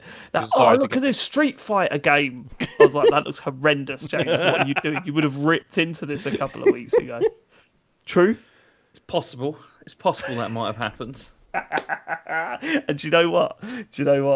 I said, I know James so well now that I said the only reason why you broke it to me at before you got it and in Yeah. that specific part of the after the podcast recording is because for ages you were worried about how much I was going to take the piss out of you about Yeah, it. of So you course. just thought, This is- do it off air, do it on the Protected space. and I suppose it's worked because I haven't ripped into you about it, have I? Well, yeah. Don't feel like we really Yeah. need to add anything, to be honest. I mean, look, I know how pathetic this whole thing is. I know it's awful, but I mean, I'm very thankful for the person who's assisted me. I was with going this, to say that's the 'cause, saddest part. Yeah, Is that, obviously someone's trying to do you a favour here. yeah, and look they how really it's have, and I really appreciate it. Like, big See, time. I don't believe they are. What about this? Yeah. I believe that person knows exactly what they were doing. To the trap. I believe Content too. it would not surprise me if on that receipt that person's name's in it for the other 55 quid. What about that? What about that? James, the discount doesn't even get you a PSVR 2 game. Don't do this. Don't do this. Not even enough to cover a PlayStation game. Wow. Blimey. So there's the story. Yeah. And really, I think I'm happy that you're getting it because now, I still think I should have been given that prediction. I still think I should have been given because to that be would have fair- made this whole bit even funnier. Yeah, I mean, obviously I thought it was predictable that he would get one, but I don't think anyone saw this whole scenario coming. This elaborate scheme to try and justify it to not only himself but all the people that were going to point and laugh. But although jokes aside, it is good that we're going to have someone on the show like talking about it. The only problem is, you know what James is like. He's going to be trying to justify his purchase when he's talking about it. Next I'm week. not going to do that. I swear, I won't do that. When do you get it? Probably the Sunday, innit? Sunday. Yeah, it'll be Sunday. Yeah. Is she over there now? No, not yet. No. When's she leaving? I'm not. I don't want to reveal all this on the pod. It's weird. Why? Why not? They're not going to be I mean, waiting. you've at the already revealed airport. she might You not don't be even coming know back, so Yeah, midweek. Okay. Midweek. Fuck's sake! Weird. It's so weird. No, it's just odd, isn't it? I don't want to explain my wife's movements on this. It's strange, isn't it? Okay. I'm excited for you to get it, James. I'm excited to hear what you think. You won't get the real opinion from him for another 4 years. You Once this is will. behind him, then we'll get the real opinion from him. Oh, sake. It's true. That's not true at all, David. I bought an Xbox One and I hated that console, and I talked extensively about hating it from the start. Because you wanted a PlayStation. No, because I hated it because it was rubbish. That's why. It was rubbish. Yeah. Right, okay, we done. Yeah. yeah. Let's get on to, let's get on to what you've been playing this week. And another thing that James has been looking forward to is me talking about Metroid Prime with him. Yeah, I've been playing this as well. I mean, this is another funny thing about James. In the week, I told him you were doing your stream, didn't I? Weren't you? Yeah. and I showed you a picture of my screen on my Switch that I was playing Metroid Prime. His little face, Sean, it dropped. Oh, for fuck's sake. He's only doing it to wind me up. Yeah, It's but like, I'm not. obviously, you know that because otherwise you wouldn't have come on the stream just to specifically show me. Yeah, no, that you were that's the doing side that. effect. Knowing that you get wound up with it is. But this is why you didn't want me to buy a Wii U, because you knew it was rubbish, but you loved it, so you didn't want me to get it. Oh, no, it's just annoying, isn't it? I mean, you slagging everything off that I like. Go on. Right. Do you want my opinion of Metroid Yeah, Prime? go for it. Yeah. I hear it. I think it's excellent, and it's kind of mind blowing that come out in the GameCube era. I wish they did more to it to bring it up to modern standards. And I am not talking about, hey man, they should be ditching the scanning, or they should change the puzzles to make them a lot more simple. There's two things that bug me. The first being direction, because I think direction's important, and people could turn around and go, no, that's a major thing with Metroid games. Dread wasn't like that. Dread pushed you in the right direction throughout. This game does not. Like, I was sitting, so let me explain. So the opening area is the forest area, right? Yeah. And then the second area that you go into is the lava area. But you're only in there for like 10 minutes, and you've got to go to the snow area. Yeah. So it's kind of like, when you get into the lava area, I'm like, well, no, there's got to be more to do here. Like, I can't be pushing me into the snow area. So I got into the snow area and went back into the lava area and went, what have I missed? It feels like I've missed something completely. And then I went back into, and then once I'd done the snow area, I was like, I've got no idea where to go now. And it took me ages to work out that I'm supposed to go right back to the beginning again. Are you not getting because if you spend like some time, like it pops up and it basically tells you where to go next. But you need to change I think that only happens when you go in a lift after spending too long looking for a place. But that ice area is quite big, right? So I was going everywhere, just going, I don't know what to do. See, my only response to that would be that, like, one of the things with Dread. No, you can disagree with me. It's totally fine. But it's like, one of the things that people didn't like so much about Dread was the fact that it kind of shows you where to go, and it was the other thing It's that just people. grumpy people that are full of shit. There was. Right? Can you let me finish? Right. The other thing is, I mean, it was the same thing with Metroid Zero Mission as well. Like, when that came out, Right. people didn't like that either, because of the fact that it told you exactly where to go and where you're supposed to go and stuff. I'm not asking for it to tell me exactly where to go. I'm asking for it to be it's good that game whole design thing- to push you in the right direction, right? I know, but that whole thing of like, saying I'm going into an area and I should be just staying here until I've done it all or whatever, and then move on to the next one. That's not how Metroidvania games work in general, though. Anyway, like, it's always that you go to an area, there'll be a bunch of things that you can see, a bunch of things that you can't do, and then you're going to be coming back later. Once No, you've I got get that. The ability. I to get do that. But like when I play, say for example, Yakuza Island Express or Guacamelee, what's it called? Yeah, but Yeah, they're yeah, not. yeah, They're definitely. not like. They're not. No, James, don't write them off. No, I'm not writing them off, but they're not where on the you're same walking level. past things. They're not. Those games are not on the same level as something like a Castlevania or Hollow Knight or Metroid or something like that. They're light I know what you ones. mean. And I don't think What there's I'm saying I don't is think there's a that right or wrong way of doing it, but they are. Yeah. I think there's different I think there's definitely a wrong way of doing it. And if I'm spending too long in an area going, I don't know what to do or where to go, I think that's I think that's bad. But And again, I think it's okay then, to say that. I don't know. Of course, it's fine to say that. If that was your experience, then sure. And if that's frustrating for you, that's fine.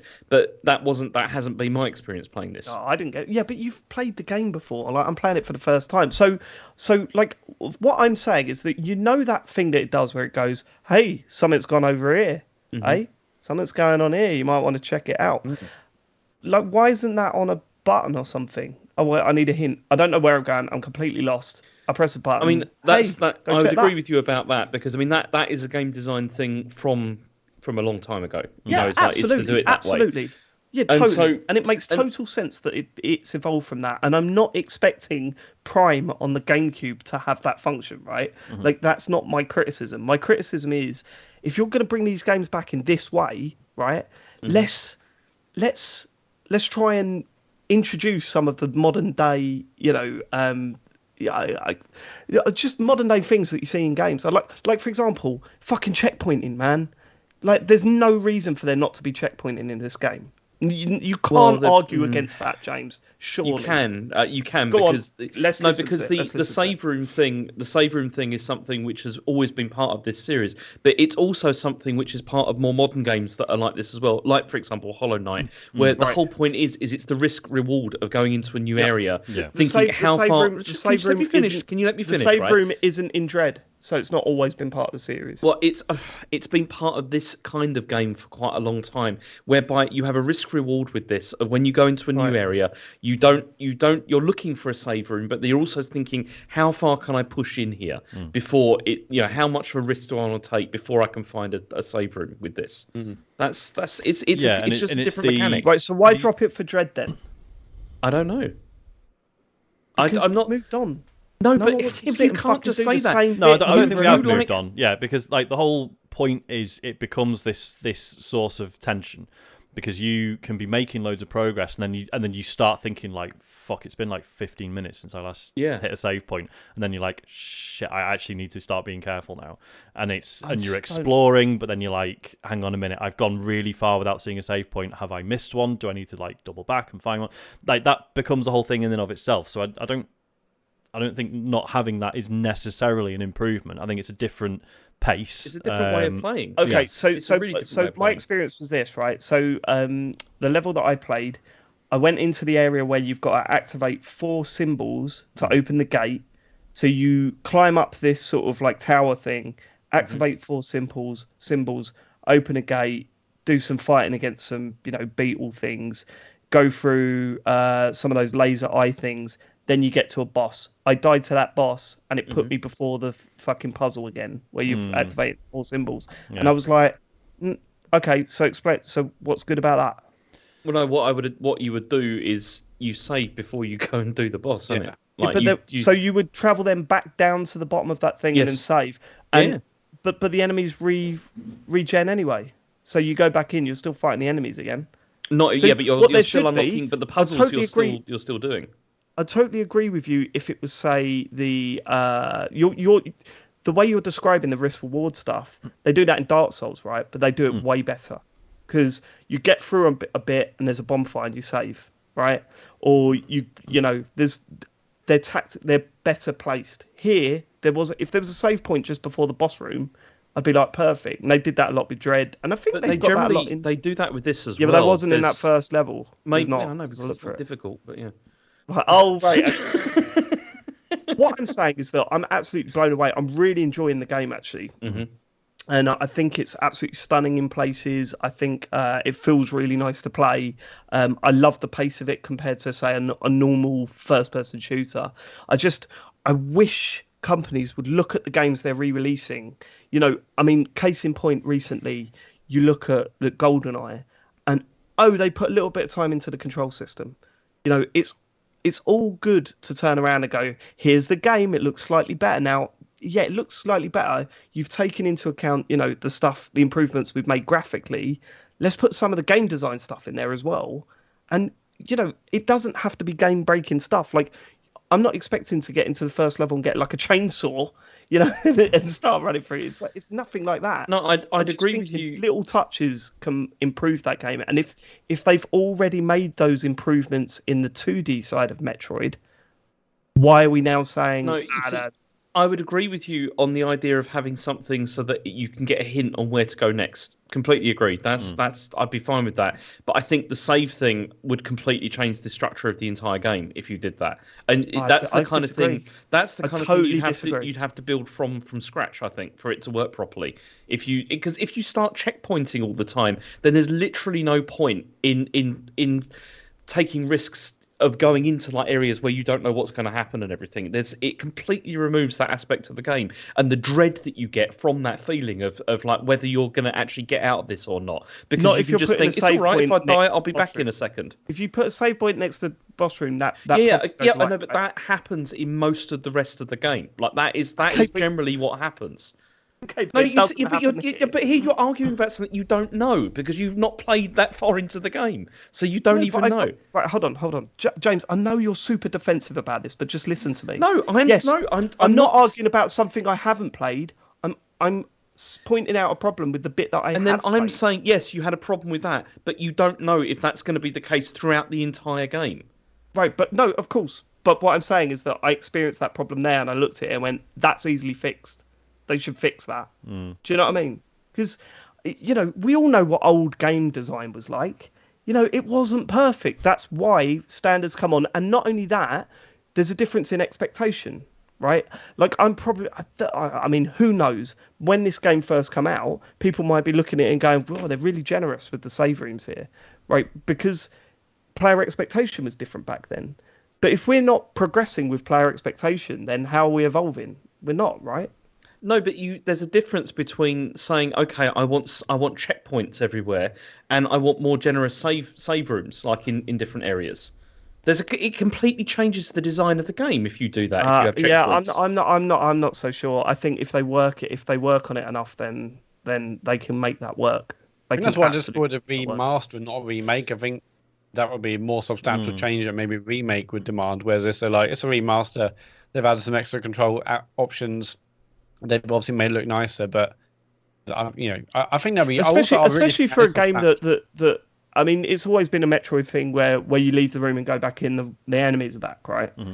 Yeah. So especially for that type of thing, where I just kind of think, well, we're getting that anyway. We're getting that sort of that constant regeneration of enemies anyway. The cool thing about the way the Dark Souls did it is that you didn't, when you were backtracking to go to the save point, you knew that you've killed everything on the way down there, so getting back and saving, and then the shitty side of it is once you do save, they're all back again. But I mean, Yeah. I still think there's something to be said for save rooms and for that being like a mechanic that you have in games and the relief that you get when if you think just like to the Resident Evil games, for example, like where the whole thing with that, where they even had like, the safe room as being the place that you can get to, which isn't infested, which isn't horrible, and it gives you a rest and a relief and everything. If you have checkpoints, you'd completely lose that as being like something which can break up the flow of the game.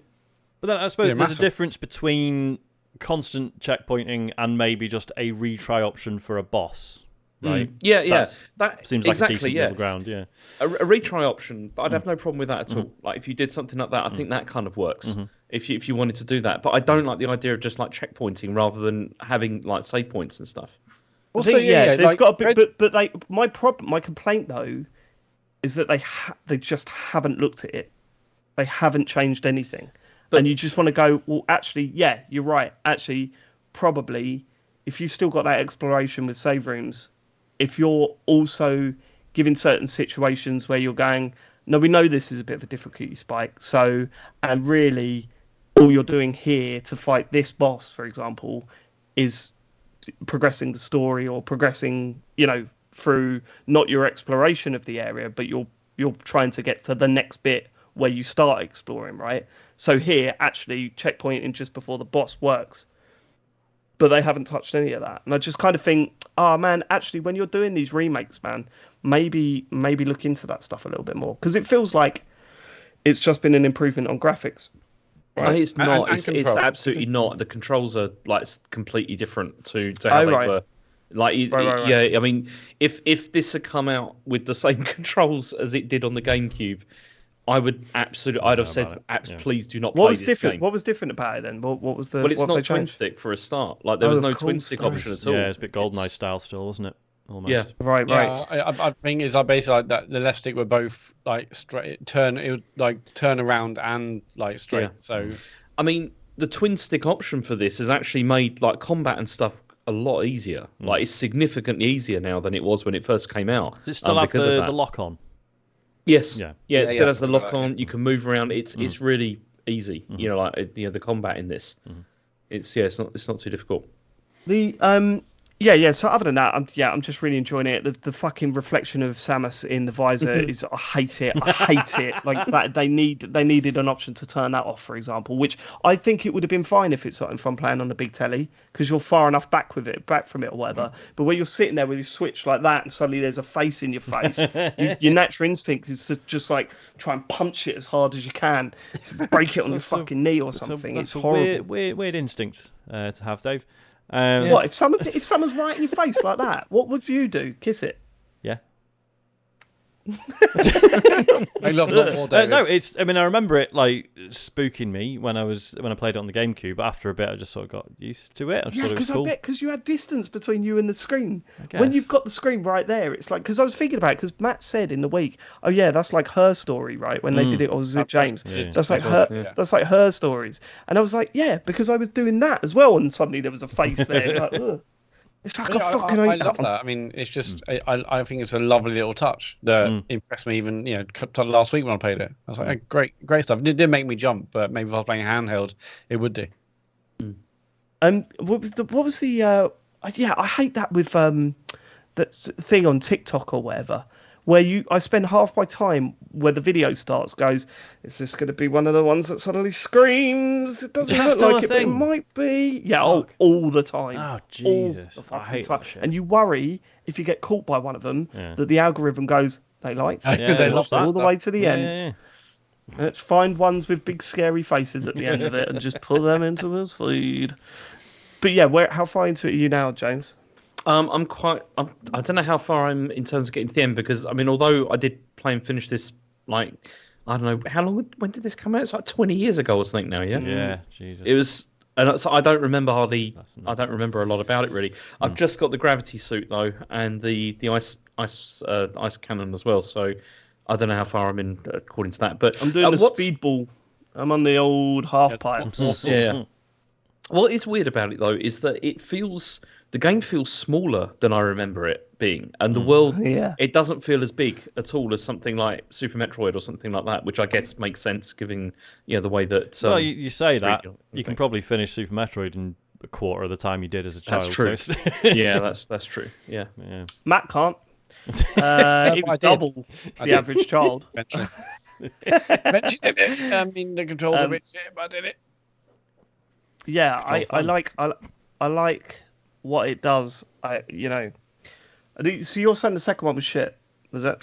No, I'm not saying the second one was shit. I'm saying Did I last didn't get on with it like very well. I think mostly because it does the same thing that was it Link to the Past did, where it has the whole like dark world and light world thing. Yeah. And I think Right. when it came out, I kind of felt quite bored of that as a mechanic, because Plus, wasn't just it felt... like when you're like constantly dying in the dark world as well? You had Yes. to jump between checkpoints, and it was just Yeah. It was Remember everyone hated quite. it. I remember it being quite annoying.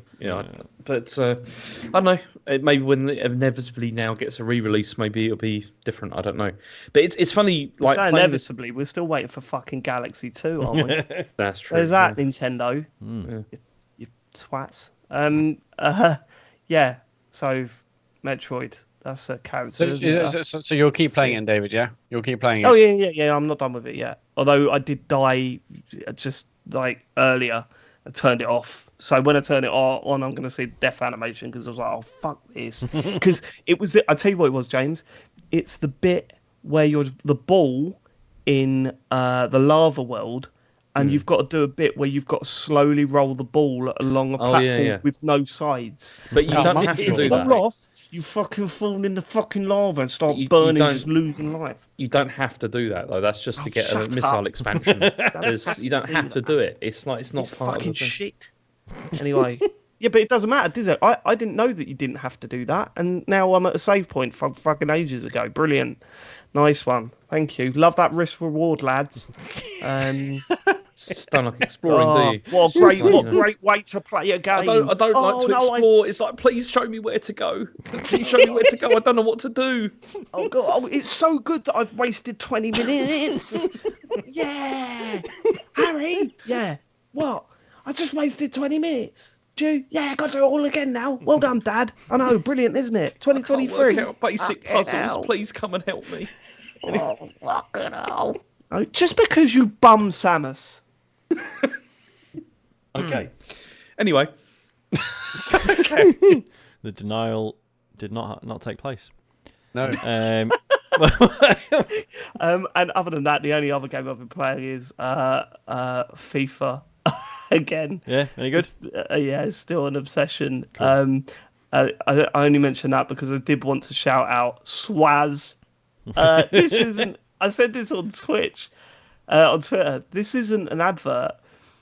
I legitimately went onto the internet, Reddit, to try and find a company that would create pro club kits. So when you create your pro club team, you can create a kit for it. And I was like, I wonder if... And someone said Swaz. So I went to Swaz, and I couldn't believe... I could not believe the service, to be fair. It was £25 for a shirt, but that included constant back and forth with a designer submitting different designs that you could tweak. It was nuts. So now we've got our Minty Biscuit official shirts. The only difference is they got Swaz on them.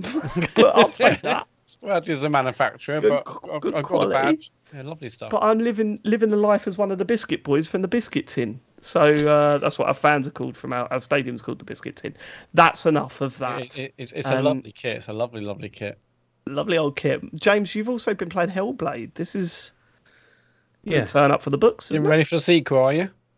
yeah, that's what I thought. I thought Is maybe that still not out? It feels like that. We don't have like a time for that, do we? That's just happening. No, that game has been in development for 40 years. It does feel like that, doesn't it? When was the last time we saw it? It was probably about 2 or 3 years ago, I think. Yeah. More recent than that, I think. But yeah, it's been a while. I've still not played the original. I've been thinking about doing the same thing. Would you recommend that, James? Well, see, I played it because I looked it up and people said it was short. So I thought, okay, I've got some time to kill, so I'll play this.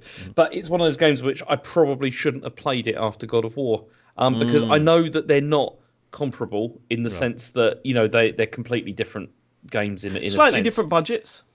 Yeah, that's A little true. bit different in terms of the old budget. In terms of the setting, it does feel, and like the way, well, in terms of the setting, it does feel like there is some comparison that you can make between the two. It does look fantastic though, and I know that it's been updated like numerous times for like Series X and for like all that kind of thing, and on Series S it looks brilliant. Like it looks really, really nice. It's just really boring. Is the problem I've had with it? Has anyone else played it? No, but I've heard good things played about it, didn't that you? one. What's it called again? Isn't the idea behind this game is that the characters dealing with internal monologues throughout? Yes. That's the thing I heard the most about, the sound design and like It the sounds which is so very good. scary. She's specific. I don't know if I presume they don't actually name it, but she's having like auditory hallucinations, right? Yeah. That's the so. And all of that is quite cool, but then the combat is pretty good. Like it's cool, is it? It's really enjoyable. But what is not so good is that the other major gameplay mechanic that it has is where you find like a rune, like a sort of like a symbol, and then you just have to go around like an area and try and find that somewhere else.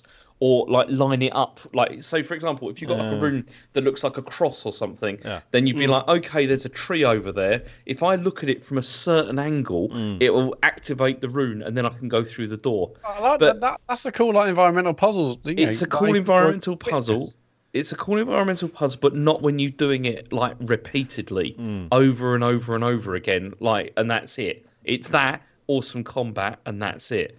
And so it's just I don't know. I'm not finding it terribly engaging. Is the problem because of that? No, fair James enough. fucking hates a puzzle as well, Matt. Remember that. It does hate It's true, yeah. puzzles. But this is why I was hoping that somebody else had played it, and you could tell me whether it changes or not, or whether it just continues like this. I mean, it's highly rated, and highly regarded. So, I mean, how far are you in?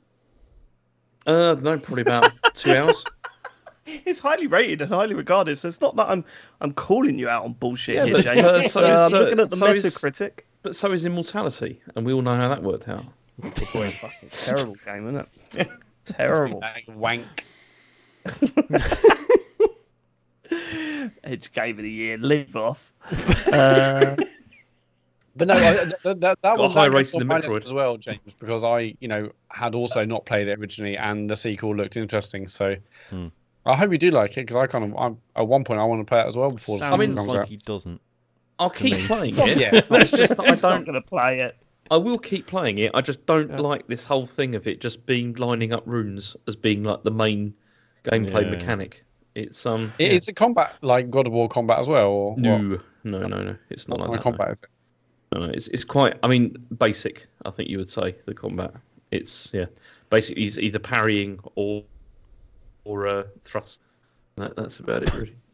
I mean, Oh, yeah. because Right, well, there's the episode title. obviously, same developer as Parrying or in thrusting, write that down. Enslaved, Yeah, brilliant. Journey to the West, Yeah. which again, combat was a light touch, but it worked. I for remember that. that. Game. Yeah, like I think it because that felt like more of an adventure rather than a fighting game. Wasn't that based on the Monkeys? Yes, series? yeah, based on That's right, Journey to the yeah. West, yeah. Remember So that that felt right. Whereas, if Hellblade, which is basically just combat and then the occasional puzzle, if it's similar to that, I would have expect more from. It is weird, isn't it? Because you look at like a third person action stuff, and actually they're all that. They're all there's combat, a bit of a puzzle, combat, a bit of a puzzle. You look at Uncharted, Mm. look at The Last of Us. Yeah. Most And games it's are a good is a combat formula. It puzzle. makes sense. It changes things up. It stops you getting too fatigued with one thing or another, but or not unless you're but not enjoying. how much it's getting the balance right, isn't it? Yeah, It's getting that's the balance the right. thing. Well, And But the puzzling bits in God of War were shit, really, weren't they? The combat was really, really good. So thankfully, the puzzling stuff sort of falls by the wayside towards the latter part of that game. But getting the balance is what. I was going to say, conveniently, this brings us quite nicely onto Midnight Suns. So I'm further in. I'm like 35 hours in now. This is all I've played this week, 35 hours, Sean. Fucking hell. Okay, so you have played a lot of this. and I am, as far as I can tell, nowhere near the end. Which might be kind of the problem. I'll get to that in a minute. Basically, I'm enjoying the fuck out of it. I love the combat, like the sort of management stuff between combat missions is great, but it's just throwing that. I was saying last week, I'm still not enjoying the story and the dialogue stuff and the friendship management stuff in between missions, and the contrast is just getting even more and more stark. The more I'm enjoying the other stuff, the more I resent the story stuff. Like it feels like, and this is a really harsh comparison, right? But here it is. The production values from like the fights versus the story stuff. It feels like when I was in college, I got briefly obsessed with, I don't know if you're familiar with these like shit ninja films, right? There's like Ninja Squad, Ninja Assassin. There was like this whole range of films. And basically, it was like this one director went around buying up the rights to unfinished martial arts films and then filmed like these awful low budget fights to kind of stitch it together. And you watch it and you're like, why? Hang on, why is these occasional bits like shot completely differently and they're all like ninjas in like pink and yellow outfits, and this doesn't really, I don't understand why this feels like it was made by someone completely different. Turns out it was. Why are you buying these, John? Oh, because they're just funny. And they're like £2 in fucking. Where did we buy DVDs from? Can't remember. Blockbuster. Anyway, it at times, and like I say, this is harsh, but at times it feels like that. There are bits of the story stuff when you're in the Abbey and you're going around talking to characters and stuff, that it's like this was made by a different team with a fraction of the budget. Like it's so weird. Like the characters in their superhero costumes look fucking mint. The attacks are amazing. Like it's all just like flashy and stylish and cool. And then you go to the Abbey and you've got Blade and Captain America stood next to each other, and you're like, they've got the same body, they're the same model, but the different heads and different clothes. You can see the everything else about, like they've not copied and pasted. So you know what I mean? They've reused assets, but in a way that is quite noticeable, right? Like devs do this all the time, and I'm not like, I'm not one of those people who's like, oh no, I've just spotted this, I'm really clever, I like, of course corners get cut all the time. It's just very very obvious, and they all they just look awful. You got like Spider-Man, right? Who's like a 19-year-old, and he's wearing like this big hoodie. But you can see his fucking muscles through his hoodie, right? He's like his pecs are like fucking massive through his hoodie. I get that problem. Yeah, we've all been there. college, actually. And they just all look like absolutely absurd.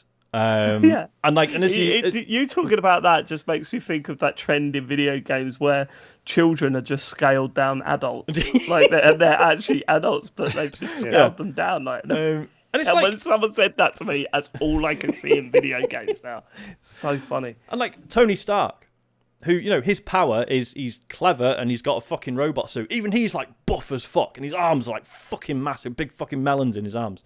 So everyone just looks ridiculous. And like the main character as he walks around, it's just like he looks like if you walk one way and then turn another way, it just looks awful. It just looks really cheap compared to some of the other stuff that's in the game. But you hate muscles, Sean. I've no problem with muscles. They're just a bit overplayed in this. Worrying about muscles, Sean. And yet, why is everyone so strong? I hate it. You do a pod with us every week, Sean, on camera. And now I know what you're really thinking. That'll be you after your 3 weeks. Yeah. 3 months, mate. 3 months. That was one of my favourite lines, right? I don't often come out with a good line, but one Christmas, my brother got asked for dumbbells. He got dumbbells, right? Loads of them. And he went, "Yeah, imagine what I'm going to look like next Christmas." And I went, "Exactly the same." Just those will be under the fucking stairs. I wasn't wrong. And so when again, it's like the Fire Emblem thing. You have conversations with people, your friendship ranks up, and then when it reaches like a certain threshold, they'll invite you for like a private chat about something. And with Iron Man. I mean, yeah, exactly. You'd be best mates with Iron Man. It's weirdly boring. You'll finish a mission and then you'll be like, oh, you've got like a private message from Captain Marvel and Blade, and I'm just like, oh, fuck off. I don't want to listen. I'm setting myself to away. It's like every single one. It sounds like the most exciting thing in your life. You're sitting there going, Tony, just honestly, you don't need to reply to everything. If your answer is no, just don't reply. Is anyone available? Just leave it. No, you don't need to say no. Just if you don't reply, no, you're not available, Tony. Can you please stop posting content? When you're writing a message in our WhatsApp group, Tony, just put it all in one bit and don't separate each sentence out. I'm aware I do that. I'm just taking... Okay, just stop it. Just stop it, Tony. Leave me alone. And it's just like every single one of them is like someone just basically going like, oh, I'm not really sure about what I'm doing or my place in the team. I don't really feel very confident. And then you go, oh, well, I think you're really great and we're friends. And they go, yeah, we are friends, actually. James, and then your friendship I know what you're up. going to say. I know what you're going to say, James. Well, I was going to say, so you're complaining that the people in the MCU are too needy? Yes, for you. Basically, yes.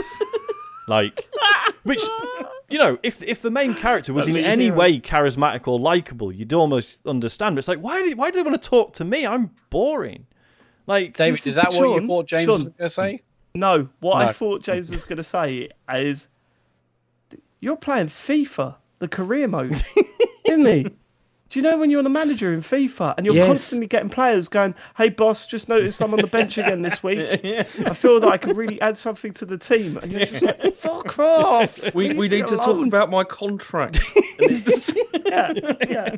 And it doesn't have, if the writing was strong enough to support all this, it probably wouldn't be so much of a problem. And there are really good bits of writing. Like I was saying last week, there's some really good scenarios. There's some good, decent quips in the dialogue and stuff. Some of the performances are great, but it's like the structure of the game just created the need for way too much dialogue. Like no one could write this many interesting lines for this many characters over what seems to be about fucking 60 hours of gameplay.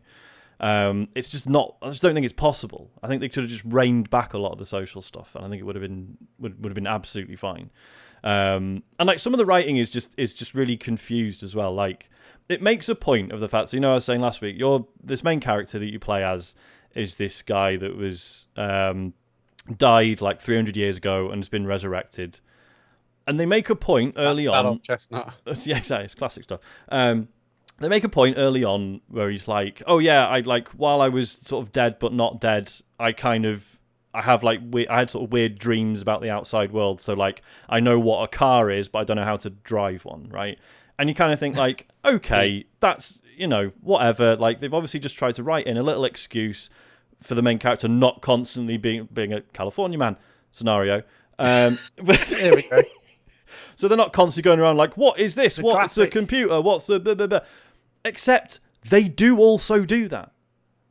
Someone will mention baseball and he's like, what's baseball? And you're like, you already gave yourself the excuse to not do that. Baseball about. And then a mission later, he's able to hack a computer. And he's like, all right, well, I mean, it's a stupid thing to care about. It's just, I don't know, this stuff sticks out. It's weird. But I'm 35 hours in because I love it. So Apart from that, but like the main gameplay is fine. It's just that stuff's a bit bollocks. yes, basically, yeah. Like the strategy stuff and the management stuff and the messing around with your character's movesets and crafting stuff. James, I know you're a fan. All that stuff is fucking fantastic. I absolutely love it. It's just it's the story stuff you have to get through to access it is just strange and just so unnecessary. Like they could have just cut so much of it and it would have been a much more brisk game as a result. Right. But there it is. So I'm probably. I'm probably assuming you're going to finish it. Oh, 100%. Yeah. Yeah, because I fucking love it. Because like I say, I feel bad saying like the writing is bad because it's way more complicated than that. Like Captain America has turned up. James, you'd fucking love the way they handle Captain America in this. Like literally, like Is he naked? He's not. Well, you can put him in a swimsuit. Is he fully? Just saying. Oh, there you go. And like it's really cool because basically Captain America joins and he sort of recognizes that you are the leader, and he's very keen to be like, look, I'm not gonna like take. Because obviously he's like the sort of de facto leader of the Avengers, right? And he's like one of the first conversations you have with him is him being like, I'm not going to take over. I'm not going to upset you, or like, I'm not. But if you want any advice on leadership, and that's all your conversations with him are like how to be a good leader and how he sort of managed it with the Avengers, but without being intrusive. And like, like you'll be walking around the Abbey and like one character was just like, does anyone else wish that Steve Rogers was their dad, or is that just me? Just little jokes like that. You're like, yes, that is funny, and That is it on works. it, yeah. Yeah. But there's just not enough of that. It's hard to get that balance right, It is. especially in a video game, to get that sort of level of... Yeah. I mean, that's what was so incredible about Guardians of the Galaxy. They fucking nailed it. Like, they got the wit right, they got the serious stuff right. It's just a shame the actual combat was a bit shit, but... Yeah, whereas this is totally the other way around. yeah. Like Guardians of the Galaxy is a great example of how that stuff can be done way better, I think. Yeah. But yeah. All right. That's the last game down we got in front of us. Matt, you don't want to talk about anything? No, I didn't. I've been too He busy. doesn't play anything? I did. I had a hankering to play and reinstall Red Dead Redemption 2. Oh, yeah, you're going to watch the cutscenes this time. Yeah, you're going to play it this time. Fucking watched them. You're going to learn the chef's names. Tim the chef, yeah, but it does not have a Series X upgrade. It had like a 1X upgrade, so it is 4K. It's just it's 30 frames a second, which is a bit ropey these days. But I just had a hankering to kind of explore, be in that world again. And what I kind of forgot you could do with these is that you can go and just replay missions, because I thought I'll probably have to go and reset all my progress because I'm about 100% in the story. But no, the fact you can go back to the first story mission and play it from minute one is really good. And like I forgot how good that opening mission is and how atmospheric it is. Even it looks fine, but it's obviously not like full Series X bells and whistles. But I'm not saying I'm going to play for the whole game again, but I just wanted to go back to that world because I really missed it. And Because how old is that game now? God, What, 6? If I was to guess, I'd say 6. Must be 5, No, 6 years, no, yeah. no, 5. Yeah, we were Yeah, doing it's the not show when it 6 came out, years. so it must be. Right, okay, it must be. Five Yeah, years. 26. Okay, yeah, 2016, 2017 then. Yeah. Right, Man. okay. It is a shame that like obviously it's amazing what they've done with Grand Theft Auto 5 and modernising that. It's a shame that presumably just due to online player numbers, Red Dead 2 is never going to get the same. They shut it down, didn't they? So it can't be good. Did In they? terms of online. I Well, don't they're know. not. Yeah, I mean, like, Sorry, they the didn't shut it first down. They menu- just stopped working on it, right? Right. The first They're menu you not doing boot up anything to into it now. it is the online menu. Like that's the first thing you see, and obviously the right. same kind of menu as GTA Online, Right. with Yeah, all the yeah. events, all the things you can do, but then you obviously hit the left bumper to go into story. But yeah. Oh, sorry, everyone's saying in Yeah. the chat. Yeah, it was 2018. It was. Oh man, that's 2018 not a long For ago. years. Yeah, 5 years out. Yeah. No, it's an incredible video game if you played it. Right, should we? Like, Is this what you've been planning to come to? Should we have another section? What did you think about playing this week? Is that what we're going to do, Matt? I did play it. What would you have played if you could be asked? We need to do explain busy. it to me like I'm 5 years old. We do. That's That's my favourite feature. No, to be fair, I've played like a bit of other things this week. Like I've started playing Season. Oh yeah, But- yeah. I've been waiting on you. Yeah, I've heard really mixed things about that. Yeah, I don't want to talk about it until I've finished it. that really did sound like ChatGPT. Oh yeah, yeah. What's it called again? All right, Um, let's move on to questions, shall we? Yes. If you want to send us a question, go to tcgs.co/dear TCGS. Jimmy Fruitbowl says, "Here you guys Jimmy. says here you guys talk about Metal Hellsinger last episode. Made me wonder what sort of music are you guys into? If I may have a guess, Dave, rock, Sean, techno, Matt, indie, James, gangster rap. Absolutely. 100%. Next question. Yeah, I'm rocking indie, yeah, all that sort of stuff. We'll have all that on the guitars. How would you define what you're into, Sean? Well, this is the problem, isn't it? Because I absolutely do not want to be one of those liars who says, "Oh, I listen to all sorts of stuff." Yeah. It's never true. There's always a natural sort of gravitation I towards. genuinely am into a Here lot we of go. Of course. Yeah, I mean, I listen to a lot of shit, all sorts of bollocks. Yeah. Yeah, I jump about. Yeah. If I had to pick like favorite genre, it's probably math rock. I beg your pardon. Yeah, math rock. You've heard of Don't that? just say that like I'm supposed to know what that is. What the fuck is math rock? It's just it's rock, but with Math weird rock. time signatures, usually yeah, 4 minutes and instrumental. stuff. Yeah, there you go. The sort of shit I was Wikipedia. playing math in the rock car. is a style of progressive and indie rock for wankers. There you go. That's what it says here. It was on specifically designed wikipedia.com. with dickheads in mind, who think that they're better than normal rock music. Never said that. That's what it says here on wikipedia.com. So there we go. And that's legit. I've been revisiting. Sorry. That's all right. No, you're not. I can't remember. I don't know what happened. I was skimming through my MP3 collection. Remember those? Recently trying to find Wow. something, and I What do you mean? What, like you got your box out, you open it up, and you were going, Yeah. there's all those folders that look like Windows folders. no, I've got all my MP3s from back in the day when people listened to MP3s, and some of them aren't on Spotify and stuff. Right. Yeah. Yeah, and I've revisited Software Slump, my granddaddy. Fucking brilliant. Oh yeah, album. that is a beautiful. Sean, Yeah, man. Sean, you should have turned around and went, yeah, of course, most of my shit's not on Spotify, is it? So, yeah. Some of it genuinely isn't. That's the worst part. I love What that was album so much. Look, I'm not taking the piss. Everyone's into their music. What was some of the bands that guy says in I Think You Should Leave? Like, you know, the guy at the party where he's trying to do the, come on, he's the jazz Jimmy guy. the Hat. Yeah. Yeah. He's on the Colgate Hour. that is Come so on, good. Paul Bufano. That's so good. It's so good. When I knew that sketch, I was like, I paused it at the end, and I was like 2 internet forums away from that being me. That's like yeah. slippery slope. Yeah. But yeah. Yeah. What about you guys? I would just like to say there is one band and one album that I am less. I recommending music and stuff. I try and do that less and less these days, even though I seem to be doing it more and more, because you just realise that it's just half the shit I listen to is clearly I'm the only one that likes it. I genuinely think people should go out. He calls me pretentious, and then he's like, "Oh, I'm literally the only person who likes the thing that I like." No.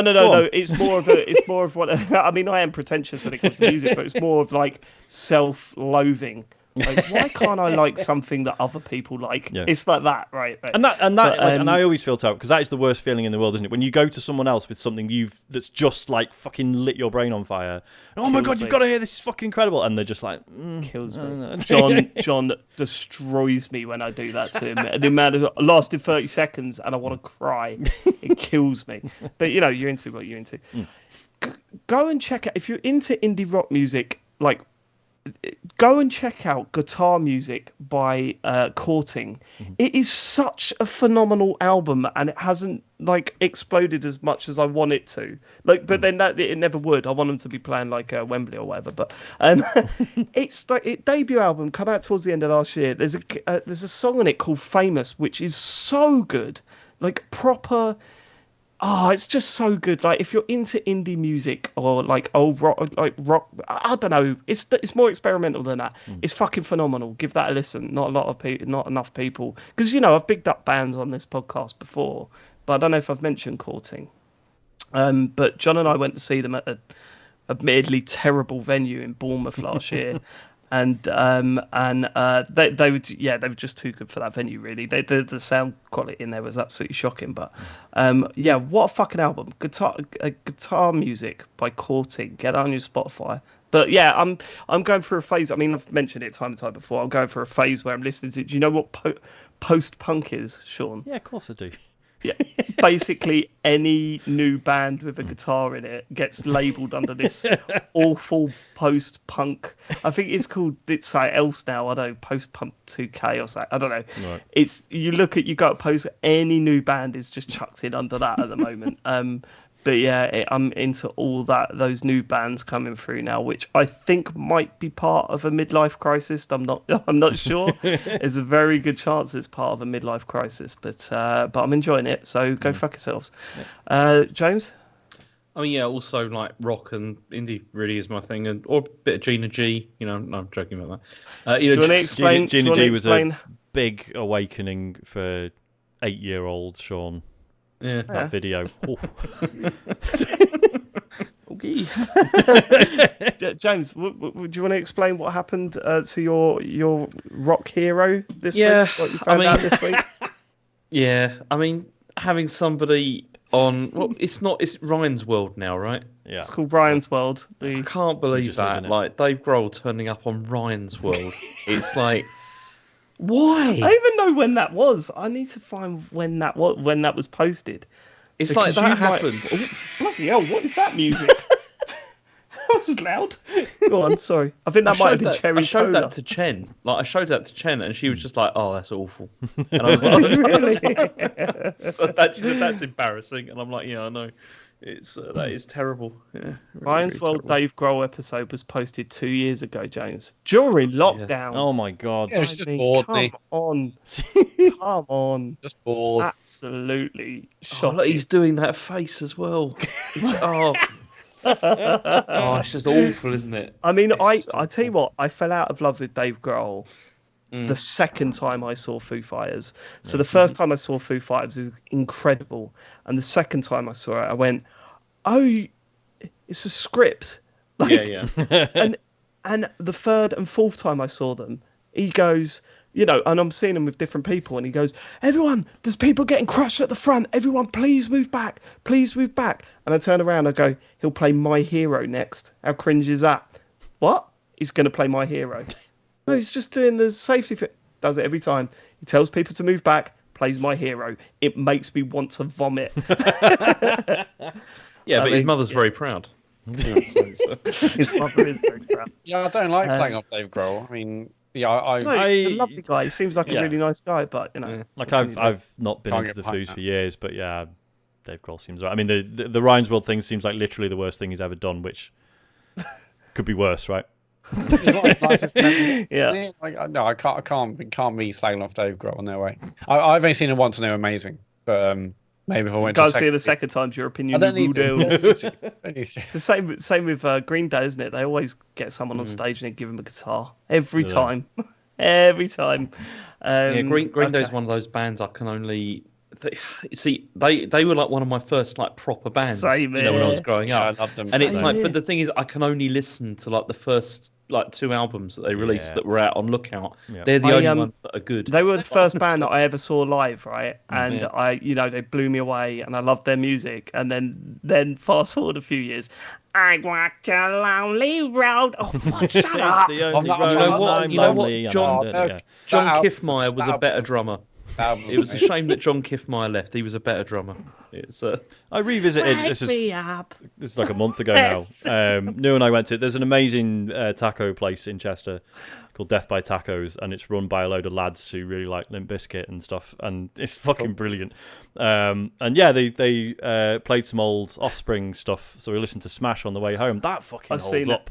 Yeah, holds that is a up, fucking man. great album. I've seen them live. Have They're one of my favourite bands that I've seen live. Yeah, I was not a massive fan of Offspring, but they were amazing live. Really good fun. Anyway, yeah. Sorry. I used to quite like Offspring. I mean, not massively so, but I liked them enough to, I think I I've presume admitted we all had the same journey with the Offspring, where we kind of found out about them when like Pretty Fly came out, and then knew someone else who was like, no, listen to the other albums. This is Yeah, pretty much. Yeah. We should probably move on. Yeah. Also, I hate slag. If you like Green Day and you like those songs that I was taking a piss out of, ignore me. I don't know what I'm fucking talking about. It's music, innit? That's Do you what it's all remember, about. like knowing about Green Day and sort of like liking their stuff, and then hearing Good Riddance, Time of Your Life for the first time, and just being like, dude, this is the same guy. What the fuck? This is transformative. Into my soul. Yeah. I tell you what changed my opinion on music in a really big way was going out with Joe, because Joe likes Westlife. Take that. She likes boy bands, and like initially I was like, oh, listen to that shit. This is all it's all manufactured, don't you? They're not even playing the instruments. All of that. And then you realise, oh no, she likes that music just as much as I like my music. Maybe I need to shut the fuck up a little bit now. And that's when you transition you go through that stage of their shit, and then you go, oh, actually, that song's all right. Actually, I quite like that, and maybe I should chill out. And then some of us go through stages where we pretend we don't know who one of the biggest pop stars in the world are. Imagine Just that. street cred, don't we, James? just giving up caring anymore, Dave. Imagine doing That's the that. thing, huh? Amazing. It's a bit like wrestling, isn't it? In that, like, if you're still one of those people who's like, well, it's all made up, it's all fake, it's not real. Like, yeah, we know. Shut up. Like, It's not in a real sport. no one cares. I've been People are weird like that. I've been so busy recently that I've really not just listened to old. I've just been getting to old stuff. Like Linkin Park released a new single last week, and it's a really good single. And it's also the 20th anniversary of Meteora. The 20th anniversary of Meteora, so I'm listening to that album again. The new Paramore album's actually really good. But I've also just been listening to loads like Olivia Rodrigo and Taylor Swift, but I think if I was going to define it, I mean, like my first ever gig was Slipknot, and my first major bands were like Ash and Nirvana, Yeah, mate. Deftones, Ash. What about all Girl from that Mars? stuff. Oof. Oh man, I absolutely loved Ash, but all that stuff. But and now I'm just listening to pop and 1975 and Sam Smith and all sorts of bollocks. Cool. There we go. All right. Maria Mendieta says, Dear TCGS chorus line, hearing James work through the pronunciation of ocarina, we have mounting proof that text-to-speech options in games would be handy. Which game has names or terms that would benefit from an audio pronunciation guide? That's a good question. And Pokemons. Pokemon's. So hang on, this is Ocarina, right? Is that right? What's it? Ocarina, is that right? Yes, first time, Practiced. James. Yeah, Ocarina, yeah. Ocarina. Yeah. You have just heard time. Ocarina of Time. I'm trying Elden to think. Ring's a good one. Yeah, Elden Yeah, I Ring's a think good one. the Souls games, yeah. But then in Elden Ring, a lot of stuff is spoken out loud, right? That's true. So That that's is true. Sort of, Ew. yeah. But no, actually, places aren't really. Not often. Okay, fair enough. Um, Pentiment probably benefit. A lot of Latin and German and all sorts of other stuff. I mean, if you know a bit of those languages, you can piece most of it together. But I think that would be the fact that it has a glossary suggests that they know a lot of people aren't going to know the words, and by extension, you can assume they're not going to know how to pronounce them in a lot of cases either. But that was a good game, Really fucking good. It lingers in the mind, doesn't it? Yeah, it really does. It's I need to go back to that. I started it and thought, oh, I quite like this, and then didn't go anywhere with it. So maybe I need to go back to that. Yeah. All right.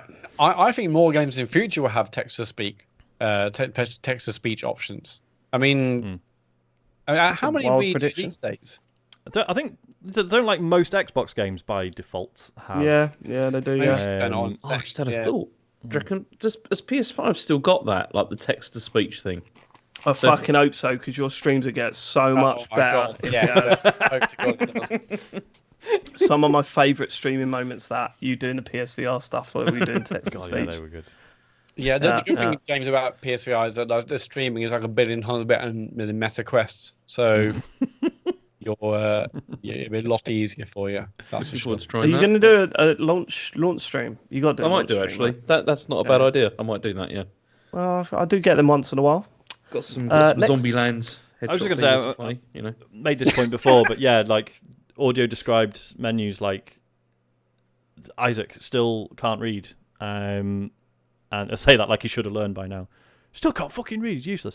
Like the fact that there are loads of games he could play because he understands them, but he just can't navigate the menus, or like when there's dialogue, it's just like, what are they saying? I don't, like, so even from that point of view, that would be a massive help.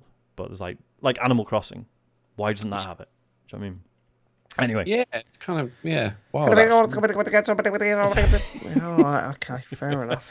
Kurt Lewin says, hi chaps, where did the title of last week's pod, Sonic is so cool, come from? I feel like I was listening carefully to the whole podcast but didn't pick up on Sonic being discussed at any point. I don't think anyone mentioned the words, that's the episode title, so I wondered if it was just whoever loaded the podcast onto various services trying to share their opinion on Sonic to us all. Cheers.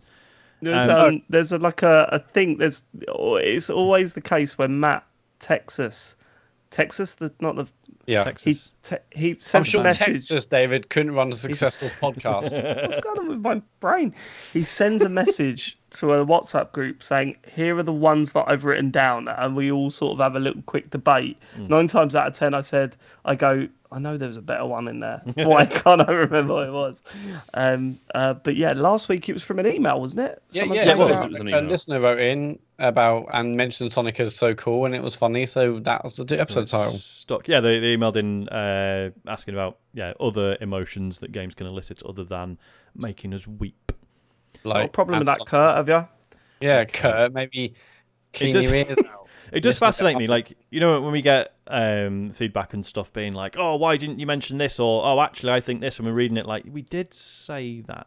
But it's, and that's not people being ignorant. Like, people can, we said, like, people can just have it on while they're doing other stuff, and you only have to miss 5 seconds, right, for a vital point to be skipped. Yeah, because we're so... Exactly, mate. It's just rapid, it's constant barrage of ideas. Do you know what I mean? Get on that level, Kurt. We can only do so much. Like, exactly. We're doing the talking, we're doing the other bits. Like, your part of the bargain is to listen.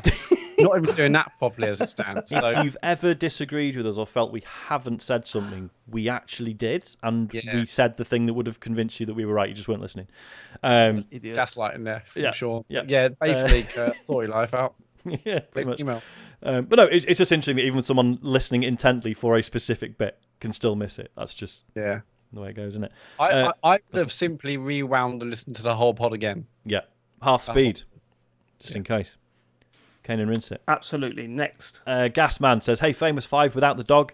Detroit Become Human was clearly a brilliant game, according to some, and it might be the start of a trend of other cities becoming specific animals.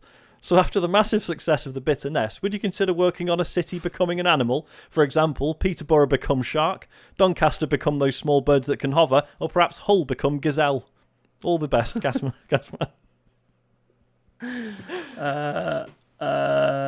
The problem is they've given the funniest ones there. I don't think we can really top those. Yeah, how do we top that? Yeah.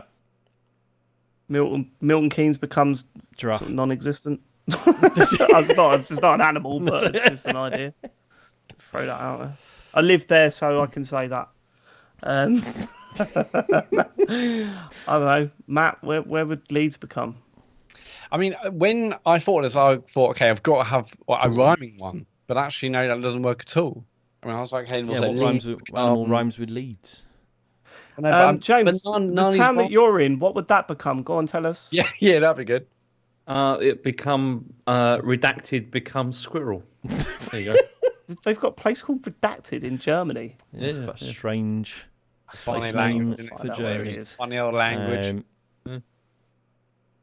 Sean Richards. Sorry, I'm sorry, Gasman. I feel like we've let you down on that one. I'll be honest. I think we're all tired. Don't go. What would be a good one? Here's 7 excellent examples. You're not leaving us with anything. Yeah. Do you know what we should have done? Is not read that bit out and stole them. That's true. Anyone leaving us questions or feedback or whatever, you include a bit in parentheses at the end, like here's some ideas of stuff you might want to say in response, and we'll use that. So I'm thinking Doncaster become those small birds that can hover. Just an idea I just came up with. I'm gonna say Bristol become cat. That's good. I like that. Sean Richards says the Double Fine documentary series has been incredible. What game or company would you want a similar series looking behind the scenes at? Go on, James, because I know you want to talk about it on the show. Come No, on. I don't particularly, but I mean, Don't there's already particularly, you're already smiling. been documentaries about the Amico, but I think it would be amazing if you had to that actually went into huge depth. Yes, Like that in would that be way, incredible. that was behind the Actual- scenes where you got to see yeah. the whole thing. I think that Fly, would be proper brilliant. fly on the wall. Yeah. Tommy James, Tallarico, talk presumably about the shouting. video that you're really excited about. Go on, you can do that. Which one? What the one about Tommy Tallarico? Yeah, Yeah, I mean that. Yeah. Well, we I talked about it on enjoyed the that. bonus show, right? We did, yeah. We talked. I about it on know, the bonus but this is a wider audience, and James wants to tell everyone about this. I watched it, Sean. I watched all 2 hours. I don't know Yeah. if you're the same opinion of me. Video could have been half the length, I think. Another thing. I mean, it would have made the same point, but I think it's how forensic and it is sort of the Yeah. point, right? I mean, I think he just went over the same things too much, and I was getting to the point where it was like, no, you could really like. So explain. So explain what the James. Just Okay, explain so it. this is H Bomber guy who did this, who's done this video. That it all starts off with an investigation into who owns or who created the oof sound in Roblox, what was it, in Roblox, yeah? And then it basically turns into something much bigger, and it becomes in sort of like an investigation into this guy called Tommy Tallarico and his involvement with the Amico and Roblox and all sorts of things, like how the fact that he's he's a world record holder according to Guinness. He's got seven seven completely Guinness different some completely different world records. And He was, 'cause he, what's was great is- he was featured on MTV Cribs. MTV Oh, Cribs, yeah, he was on 100%. MTV Cribs. That's the thing. Like loads of people listening to this be like, "Oh yeah, Tommy Tallarico, the guy who did the soundtrack for X," and go and have a look. Yeah, you might have a little bit of of research, opinion might- by the end. Yeah, about a lot of answers things, may yeah. surprise you. But I think it's a very good documentary. I mean, I watched it and then I made Chen watch it, and she was initially like not that interested, but then was glued by the end and thought it was brilliant. Yeah. It's she enjoyed it a lot. His mum's very proud of him. Yeah. What I will say is that go and watch it. Absolutely recommend it. Just go in with a little bit of patience, because there's some stuff where you're like, you've done this. I think it's. I Why mean, are we back again? because I've watched his stuff for a while now, so I'm used to his videos being very long. Right. There's a it sort of astounds me when people are like, there's a guy called Noah Caldwell Gervais who does like amazing like video reviews, but literally they can be like 3-4 hours long. And to me, that's like, it's amazing to me when people are like, oh yeah, this new video's out and I've watched it, and I'm like, I will be chipping away at that for the next week. But See, that's what I did, do that. because I got into this through the Slopes gaming room one, which was like 4 hours long, Yeah. that was focusing just on the Amico. And I mean, that I watched in bits, obviously, because you can't sit there and watch that for the whole thing. And it was pretty good. But then this one was much funnier and much better when it just like, it starts to go really interesting by the end. I'm Great. also aware that we're saying all this stuff on a podcast that's over 2 hours long every week. So, Which we are, if Shall we anything, move on to the dragging next- out at this next point. question. Last question. It's a longish question, but I think the answer will be very short. It comes from Wesley Crusher. I'd like to say congratulations on getting through Marvel calls. What a feat. I've watched along with every episode except Howard the Duck, because it's shit. Yeah, fair enough. You mentioned this would possibly be the last call series, and really that makes sense. What else is there to do? Dave is now a proper nerd and understands all the pop culture memes. Or does he? Correct. I'm certainly not suggesting that you should boldly go and take on any Star Trek for a call series. That would be silly. But what does James think of introducing Dave to the next generation by watching only the Q episodes? Absolutely Well, not. Absolutely not. This is what I'm talking about. This is James, right? James's whole, I don't want David to do or consume anything that I like. Right? This is No. It's, This is it's not usually true. there's a level, isn't there? There's a level. There's the stuff that you're like. David will like this. Yeah, you know, go and check this out. And then there's the stuff that goes beyond what he likes, where he's like, I don't want David anywhere near this. Because what I was saying, when he absolutely adored his Wii U, and there was that deal on for the Wii U, and I was like, I think I'm going to buy one, and you were like, no, no, and I'm like, all right, I won't then. And then realised, like, you totally did that because you just didn't want me shitting on the Wii U. Well, no, it's okay. I couldn't do Star Trek, honestly, because it does legitimately mean too much to me. To be So I was something gonna that say, I would and have also thought... I'm not entirely objective about it either. Like I wouldn't be able to like talk about it in any way like objectively. And it would be so much Metroid.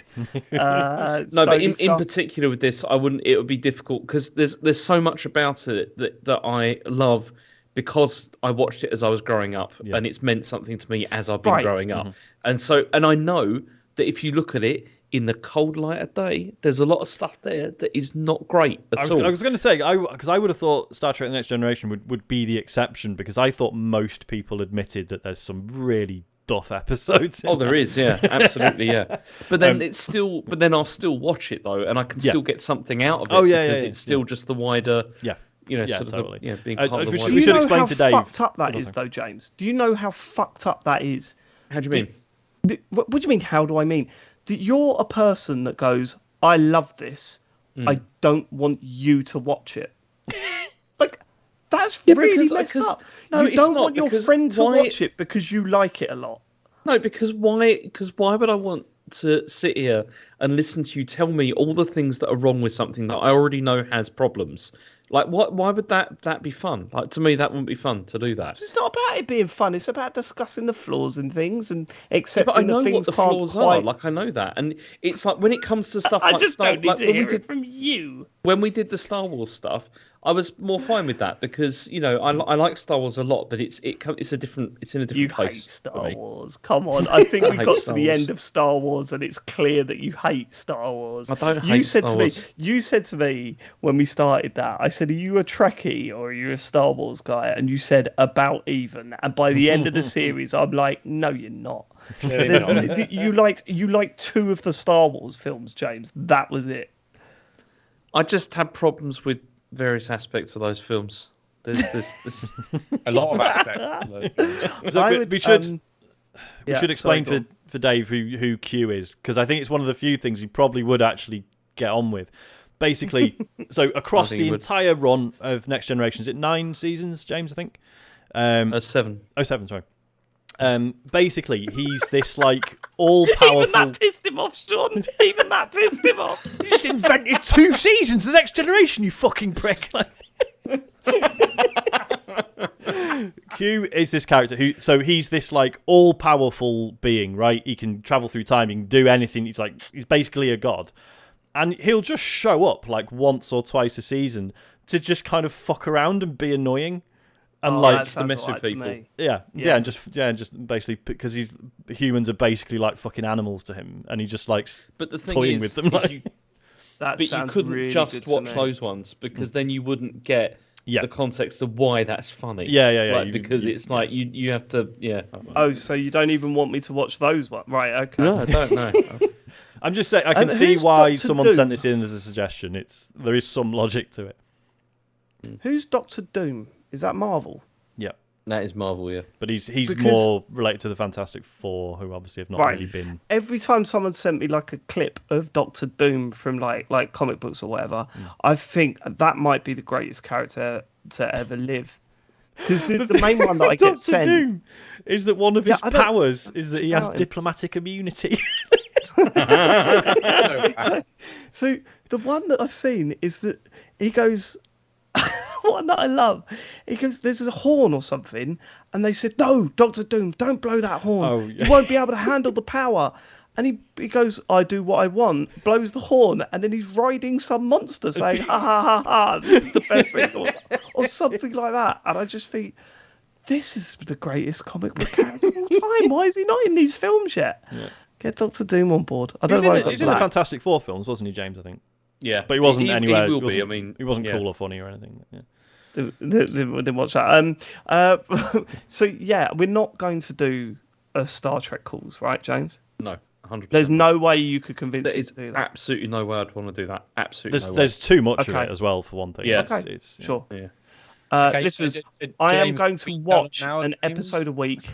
I'm gonna watch an episode of Star Trek a week. I'm gonna leave it a little bit, but I am going to watch them, and I don't know whether to do it privately or just before we start recording the podcast. I'm going to tell James what I think. All right. No, David, how about a better idea is me and you do Star Trek calls and you tell me what happened in the episode. And then Because that's James, work. well, exactly. just and the James pleasure goes bit. mad. I like it when Do you know, someone goes, I would quit the show if that happens. Seriously, that would bother me so No, much. get an David, extra, David. Sean, we get an extra cut. Yeah.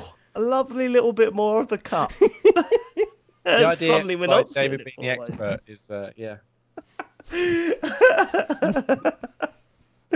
Right, okay, I think we're done. Is that it for the Yes. questions? That is it for the Matt. questions. What's going on with the socials? Yes. Streamed this Thursday, Sean. Doing. Yes, Isaac was poorly. Well, it's technically is still poorly, but he was poorly last week. He's got an ear infection and knew was working late. So I was like, he's 100% going to wake up at some point in the evening. So decided to shelve it. So yes, this Thursday, locked in, probably, unless life intervenes, we're going to do Echoes the Ring. It's gonna be- Bell's Laugh. Mismansion. That is live on laugh. Twitch from 9 p.m. On Friday from 9. Hitman is continuing. James is still playing through Hitman. James, are you? I haven't actually watched the stream, so I'll just put them on YouTube. Are you going through like missions that you like the look of? Are you doing Which ones are you doing in any doing- order? I'm doing the first Hitman, because I never played that, so I'm Okay, playing so you through the literally first don't Hitman. But you doing, because the one that I watched, you were actually doing it the right way rather than just running in and Was shooting he? everyone. Are you When was doing that? more of that? There was the one where he set up the trap and he thought it was the greatest thing ever. Oh yeah, yeah. Oh no, Like- he's back to just running around fucking strangling everyone. Right, okay, gotcha. It's unbelievable. 'Cause what fascinates It's me? unbelievable. He got the job done. Well, no, what's No, but that's- yeah, that's it got the what's job annoying done. the most, But yeah. then at the end, Yeah. it gave you a rating of like messy amateur, and you're like, what? Targets are dead. I don't really care. You know? I'm not, imagine? I'm not gatekeeping Hitman. You can play it however you want. It's just really interesting to watch because it's so at odds with how you are generally. Or maybe it isn't. Maybe this is the real James Farley who just wants to go around battering everyone. It's the real- I it's don't know. absolutely real James Farley. It's an fascinating He just insight. can't be bothered with the setup. He just wants to go in next guns time- blazing. Next time, I'm going to try and do it You'll more do it properly. methodically. Okay. Yeah. We need to do. Can we please shoot like a trailer for a James Farley like Hitman series where it's just him constantly in meetings going, "I got the job. Are they dead? Yes or no?" But 19 civilians are also dead. Is the target dead? Is that what? I did the job then, didn't I? Exactly. So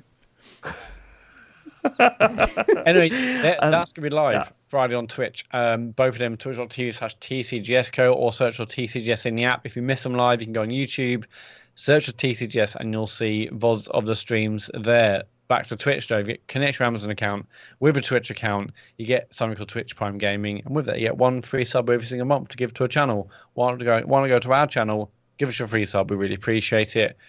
We're on Patreon. Patreon.com/TCGS. The bonus show came out today. There'll be a video show out later in before the end of the month as well. and a bunch of other tiers all over there. Just search or go to patreon.com/tcgs, and the website is tcgs.co for links to our beautiful Discord, socials, podcast store, other stuff like that. Thank you so much for living it. We will catch you next week for some more gaming chat. Or what? How do they describe it? We will catch you next week for some more. Oh, I've lost it. Where's the script? For some more focus on news, reviews, and discussions about video games.